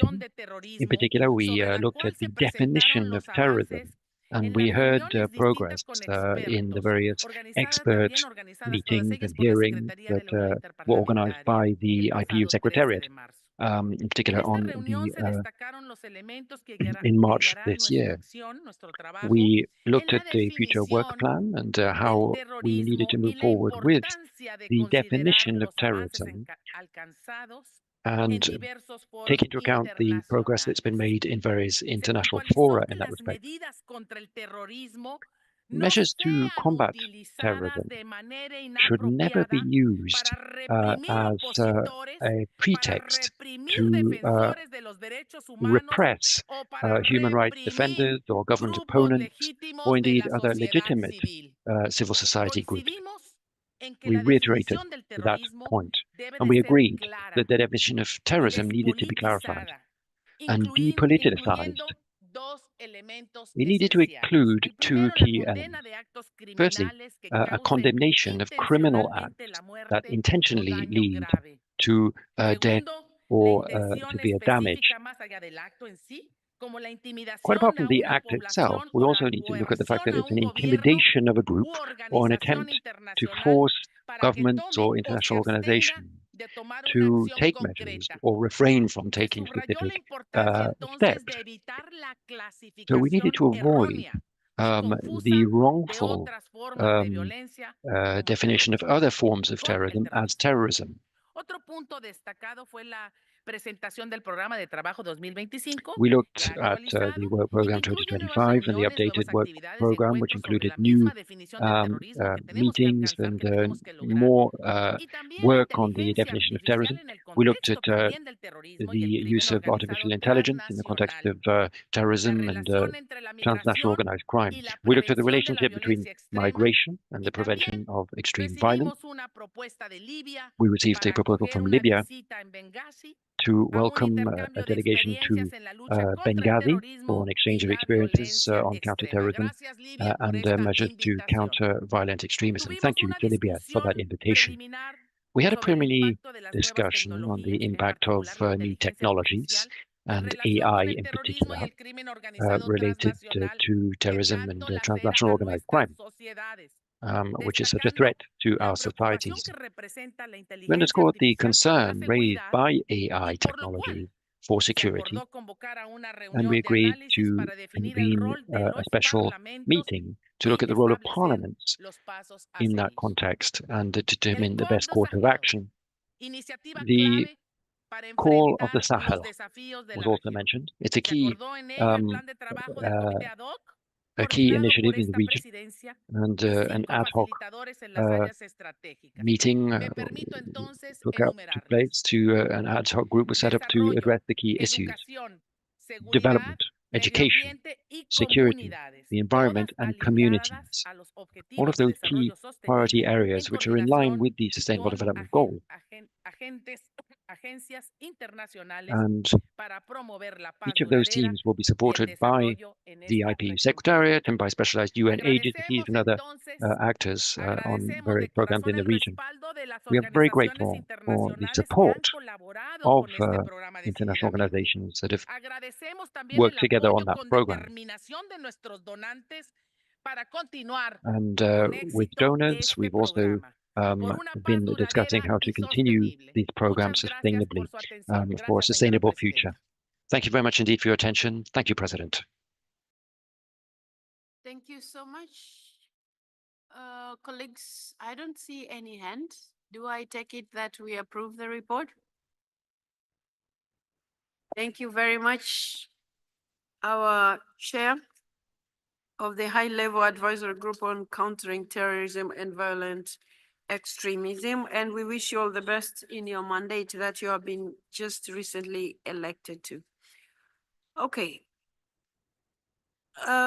Colleagues, we are called upon as the Council to elect 6 members for the vacancies on the high-level advisory group on countering terrorism and violent extremism for a 4-year term ending in April 2029. We have received the following candidatures: African Group, Mr. Okwisia Makali, Kenya, Mr. Ekwisia Makali, Kenya, Ms. Amero, Uganda, Asia Pacific, Mr. Akil Malik, Pakistan, Eurasia, vacant, Group of Latin America and the Caribbean, vacant, and 12+ group, Ms. Miluite, Member of Parliament, Lithuania. Colleagues, do I take it that we elect these members as presented to us? Thank you so much. It is so decided. And congratulations to all of you for these elections and of course your new chair, and we wish you all the best. Colleagues, we will now go to item J, the group of facilitators for Cyprus. Colleagues, this group also met, the members met and produced the report, and I'm going to invite Mr. Wehley, who is the chair of that group, to present their report. He is also serving as the president of the 12+ group. Mr. Wehley, you have the floor. Merci beaucoup, Madame la Présidente. Thank you, President. Thank you very much. President, Secretary General, dear colleagues, ladies and gentlemen, the group of facilitators for Cyprus met on the 5th of April 2025, and the meeting was attended by all 3 facilitators, Mr. Ashkayan of Armenia and Mr. Carneiro of Portugal, as well as myself, Laurent Verly of Switzerland, with 3 members of the Cyprus delegation to the IPU, representing the House of Representatives of the Republic of Cyprus and 3 representatives of the Turkish Cypriot political parties. The parties expressed the hope that the informal 5-party conference on the Cyprus problem, convened by the United Nations Secretary General in Geneva on the 17th and 18th of March 2025, would create momentum for the resumption of talks with a view to reaching a lasting solution to the Cyprus problem, based on a bi-zonal, bi-communal federation in accordance with pertinent UN Security Council resolution and aligned with European values and principles. The parties also agreed over the coming sessions of the group to agree on 1 or more proposals for action that the parties could take to support the confidence-building measures agreed upon at the recent meeting in Geneva, and aimed at enhancing trust between the communities. The President, dear colleagues, the group of facilitators will continue its work in the same vein, and we look forward to counting on the collaboration of our Cyprus colleagues in order to try to find some specific work to make progress on. And I wish to thank all of the colleagues from Cyprus and all of the volunteers, all of my fellow facilitators as well for their excellent work. I'd also like to thank the Secretary General for the interest that he has shown in this issue and for his work as well. Thank you very much indeed for your attention. Merci, colleagues. That's the report that we have had from our colleague and the work that they have been doing. Do we approve the report? I've got an observation. Sorry? Zimbabwe. Oh, President Welly, you can have a seat as I give the floor to Zimbabwe. They have an observation. Speaker Mudenda from Zimbabwe, you have the floor, please. I would like to support the statement made by the last speaker. I don't know whether, Madam President, you can allow on a general observation about these working groups and the task force. Go ahead, Mr. Speaker. Go ahead. Thank you very much, Madam President. It is my observation that where we have some conflict around the world, we've established either a task force, a committee, such as the one on Middle East, a committee to respect international humanitarian law, high-level advisory group on terrorism, and the last one, group of facilitators for Cyprus. Madam President, these groups are doing an excellent job. But I observe that Africa is being left out completely. And yet there are serious conflicts that are taking place in Africa, such as in the DRC, where, for example, since 1996, we have now lost 6 million lives in the Eastern DRC. We have a serious conflict in Sudan happening now, where 14,000 people have died and 400,000 people displaced as refugees. But there's no task force. There's no working group to address such catastrophic happenings in Africa. It is my plea to you, Madam President and Secretary General, that you may consider a working group to address certain conflict areas that have persisted in Africa. Thank you so much, Mr. Speaker. If I may conclude, any life lost in Palestine, any life lost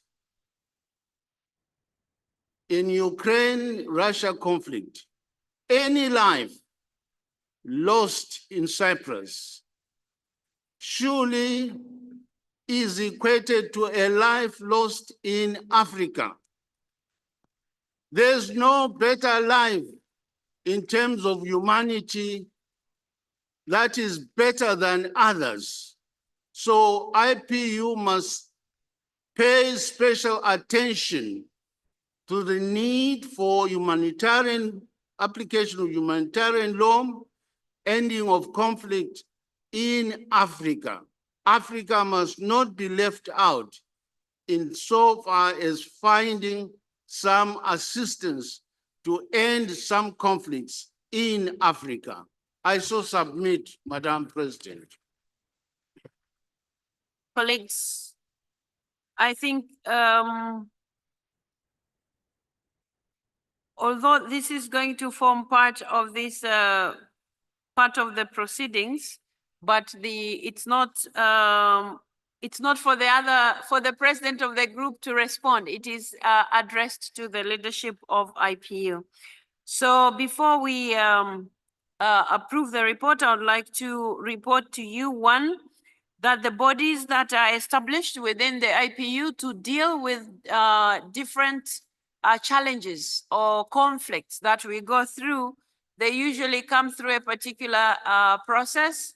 One of those processes is where the committees would have dealt with a particular matter and they come up with a recommendation. And once these are approved like we are doing now, then it means that body is going to be established. That's one way.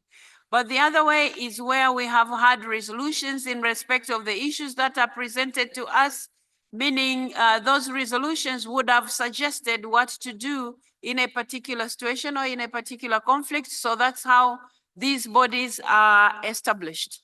But let me also just add that currently the list that we have of conflicts at the IPU are more than 44. So, Mr. Speaker, you're right that every life counts. But at the same time, we also have to use these channels that are available to be able to discuss or canvass on the other issues that other parts of the world are also suffering. And you might remember, and I think I reminded you this morning, that in the assembly the other day on 7th, in canvassing all this, we actually have directed, as the ExCom, direct the Secretary General to look at the multiplicity and proliferation of these bodies handling different issues within the IPU. We want to make them more effective in the sense that we have standing committees which are handling these matters, and then at times you have 5 more bodies established to deal with what a particular committee could. Under the same scenario, that's when we came up with an issue of saying, because some conflicts or some challenges don't make it to be discussed in this body, that's why we came up with that trial, which was toppled down here. Well, not really toppled down, but was brought to its knees. English is not my first language. Was refused. Yeah, was not endorsed in this. So that was the process towards going to a situation where this house will be able to discuss a number of issues at the same time instead of concentrating on only 1 or 2 issues that happen in the world, because the world is diverse. We have 6 geopolitical groups here, and the challenges in one geopolitical group may not affect necessarily the same way the other group. So that was part of the process. But anyway, the point that the speaker from Zimbabwe has raised has been noted. And I think, Mr. Secretary General, because you're here, when you're looking at the proliferation and multiplication of these bodies, you're also going to look into how best we can utilize the existing committees and the mechanisms that we have, given the fact that we want to stick to our rules and not be maybe flexible in a way that we all feel uncomfortable and doing things outside our rules. So that said, Mr. Whaley, thank you so much for the report, and we really appreciate the good work that you're doing. And colleagues, do I take it that we approve the report that is presented by our chair? It is so approved. Thank you very much. We now go to K. Sub-item K, Working Group on Science and Technology, and I'm going to ask now the chair, Ms. Cederfelt from Sweden, to come and present the report of this working group.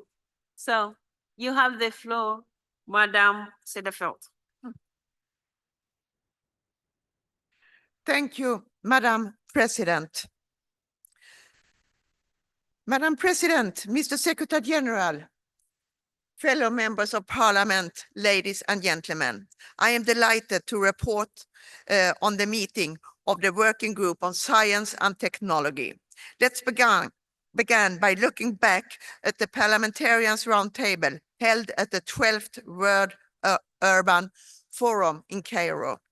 In November last year, organized by the UN Habitat with IPU support, where over 100 participants, including MPs and stakeholders, came together to exchange insights on how legislative action can drive progress in housing, climate resilience, and equality. The message was clear. When we, parliamentarians with intentions to shape a more sustainable cities and more just societies, we can make efforts. The working group was invited to join the Earth Humanity Coalition's initiative, led by UNESCO. This cross-sectoral alliance, part of the UN Decade of Science for Sustainable Development, calls on all of us to connect science with governance to address global challenges in relation to sustainable development. The working group agreed that integrating science into decision-making is not a luxury, it's necessary. And in that spirit, we will revisit this invitation with care at our next meeting. Looking ahead, members were encouraged to attend key forums, including the UN STI Forum in New York next month, and the International Joint Conference on Neural Network in Rome in July. Both offers spaces to raise the profile of the work of the working group, from the Charter on the Ethics of Science and Technology to our Science for Peace schools, and to engage with the ethical and regulatory frontiers of artificial intelligence. The working group had a dear and special guest at our meeting here in Uzbekistan, Mr. Dennis Norton, the former chairperson of the group and also former member of IPU, who presented the result of a recent survey done under his leadership on how parliamentarians use scientific research in our work. The findings were sobering. Limited times, scarce resources, and overly technical language continue to prevent science from fully informing policymakers. We noted a regional imbalance in the responses. Half of the response came from Europe, which risk of overlooking important perspectives. As a group, we agreed that we need a more inclusive methodology. We want to have response from parliamentarians worldwide. We would like also to have stronger tools to bridge the science policy divided. In response, members proposed particular solutions like creating a repository of consensus, policy-ready scientific briefs, and organizing virtual seminars tailored to the committee's needs. These are not just ideas. These are steps toward equipping parliaments to legislate in a complex, fast-changing world. The working group welcomed a contribution from Dr. Wallace Cheng of the Globe Ethics Foundation, who reminded us that science without ethics is incomplete. He praised the Charter on the Ethics of Science and Technology as a visionary. He did as well spoke about the danger of misinformation, job displacements, and the growing artificial intelligence arms race. He urged us to champion artificial intelligence as a global common good, to support diplomacy and before competition. And we, the working group, is also very pleased that the second edition of the Science for Peace School will happen very soon. It will be in Jordan for parliamentary staff. There will be another Peace School held for parliamentarians in Vietnam this autumn.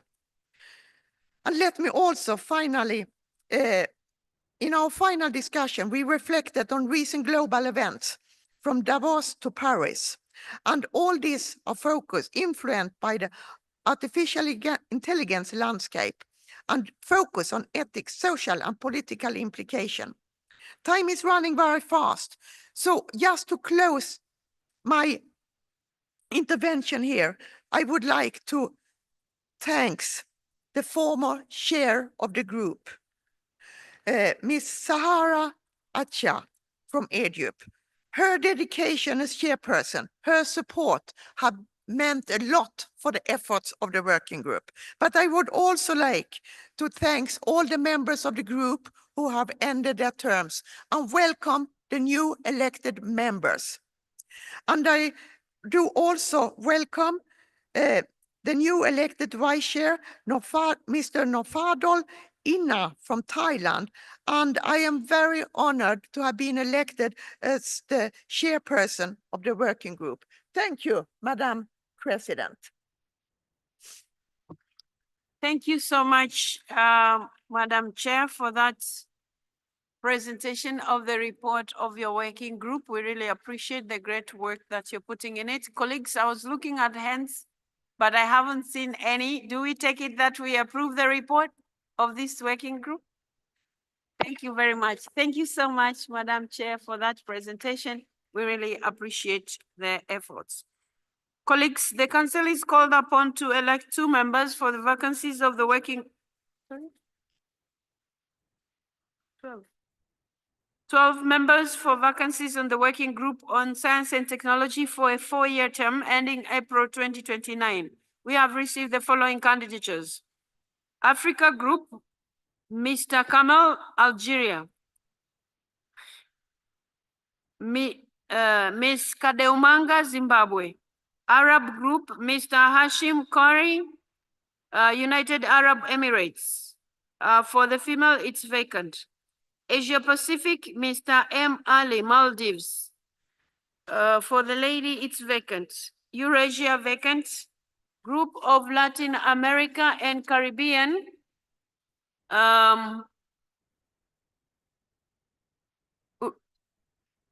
Okay, Miss Nane, Uruguay. Mr. Monreal, Mexico. Then 12 plus, Miss Chassot, Switzerland. Mr. Blondel, Belgium. Mr. Iluz, Israel. Colleagues, may I take it that you wish to elect these candidates as are presented to you? Thank you very much. It is so decided. Congratulations, dear colleagues.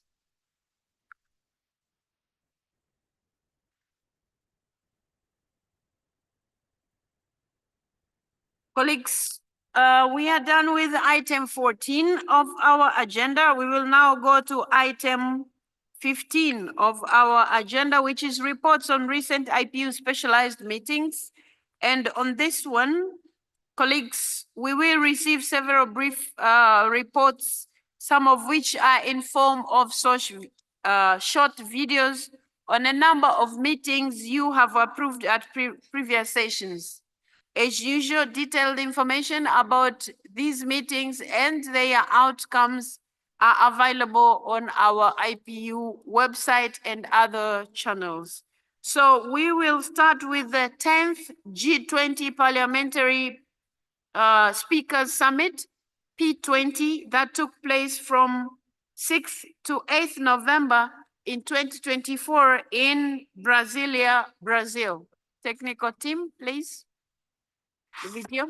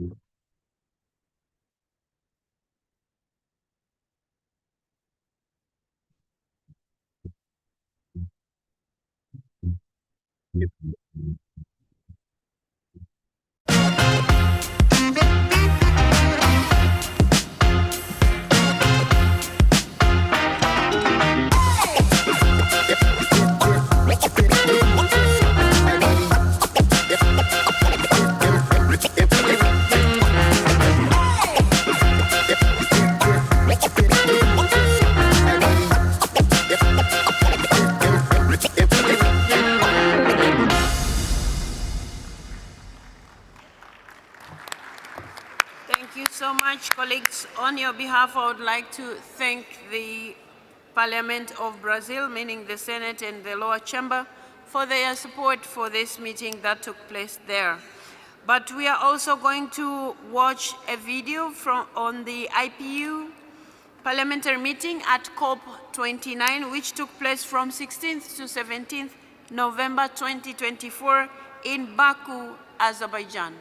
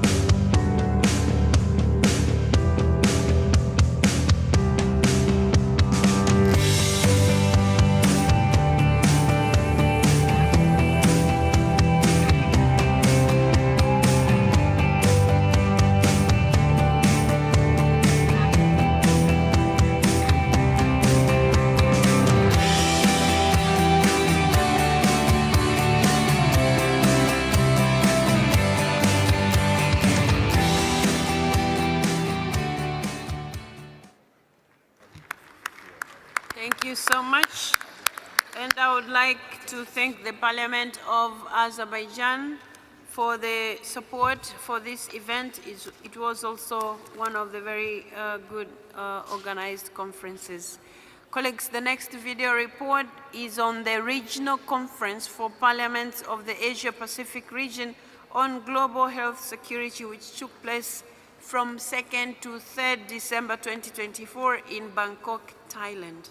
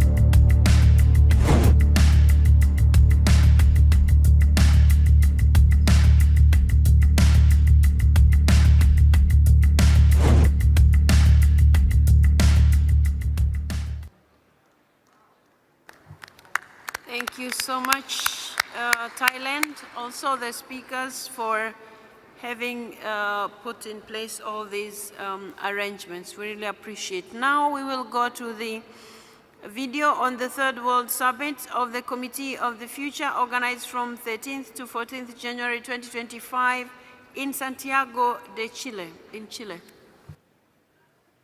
Chile, quiero informar lo que fue la tercera cumbre mundial de Congresos del Futuro que se desarrolló en enero de inform you about the what happened at the Third World Summit of the Committee of the Future.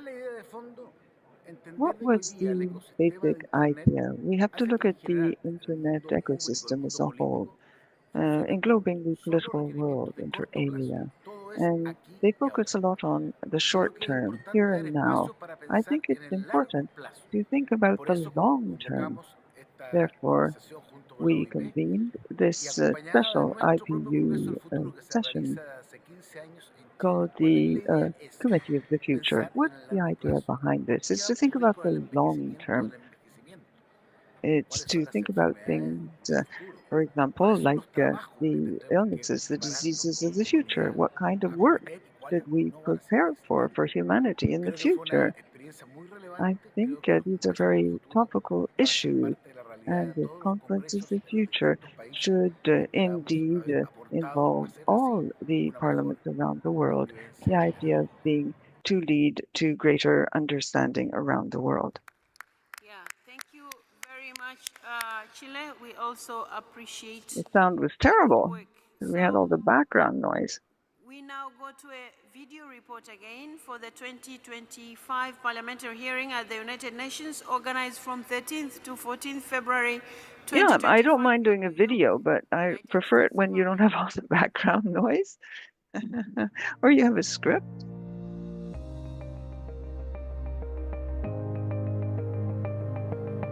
Or just pictures.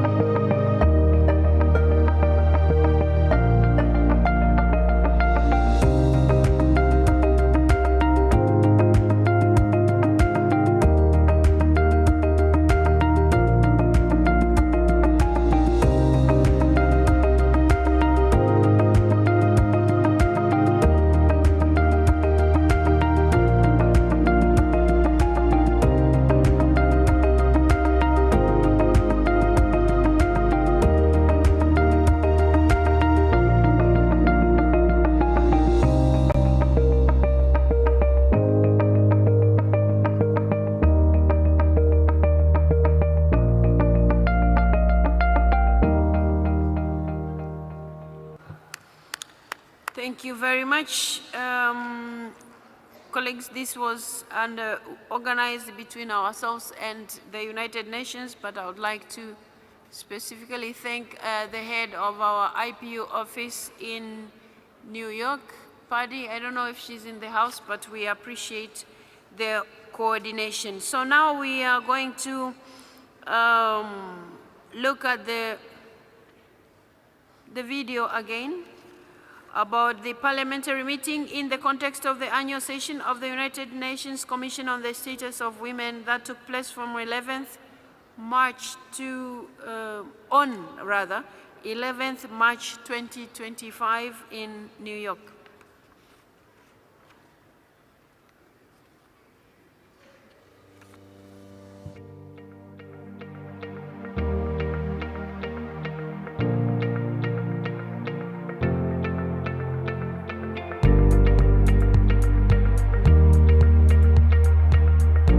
And the parity objective is now widely recognized as the only way forward. What once seemed aspirational It is now a fundamental benchmark for democratic legitimacy. We need leaders who foster conditions for progress. We need more speakers. We need more presidents. Let's take this map back home, not as a static snapshot, but as a roadmap for change. Because 30 years after Beijing, the world is still waiting for the full promise of gender equality to be realized. And we cannot afford to wait another 30 years. Women in politics experience challenges in relation to deep fake videos, disinformation, and tech-facilitated gender-based violence, all of which places significant pressure on an already underfunded campaign. Pour moi, les priorités sont surtout consolider les droits acquis. Il y a un risque de perte de droits de la part des femmes et des filles. Pero la paridad no es una cuestión solamente de representación, es una cuestión, en definitiva, de distribución del poder. Y para que el poder pase de unas manos a otras, tiene que haber manos que necesariamente se abran para dejar que ese poder salga. Y eso es lo que nos está ocurriendo. When you talk about gender equality, women empowerment, legal framework and legislations that empowered women and girl child, it's about humanity. It's about us. It's not about culture. It's not about tradition, but it's about progress. It's about the development of the world. Sharing ideas, sharing programs, sharing whatever is going to boost us, sharing what is taking women up. I think it's important. We should be having forums like this now and again because we need to share ideas. We cannot be isolated as countries. We need to come together time and again. Thank you so much once again, those who were able to attend.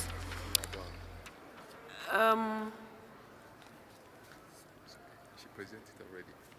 It's Cynthia's meeting.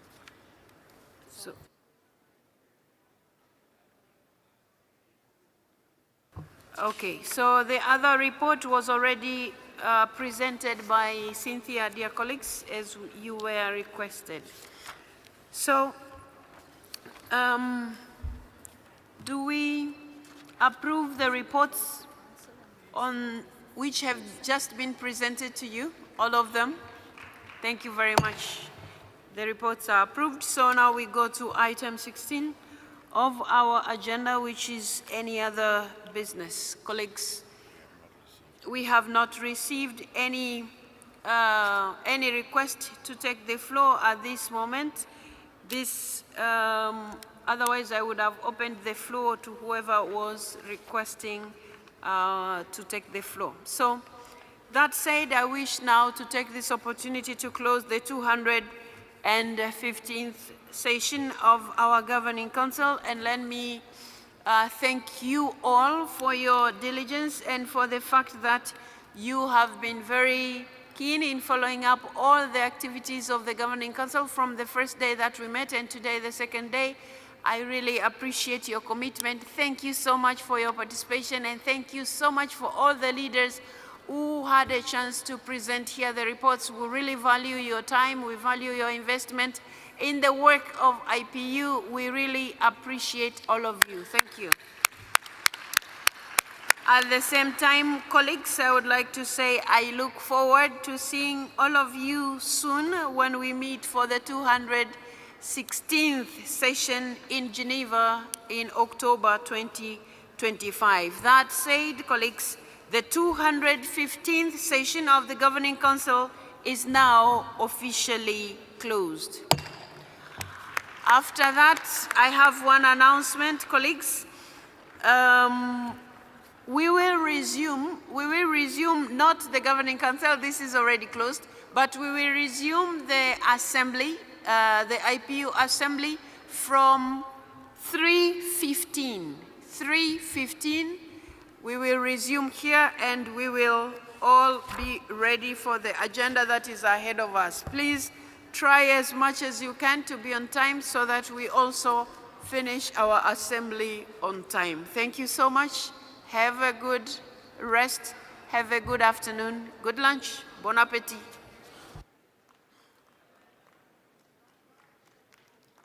Recording stopped.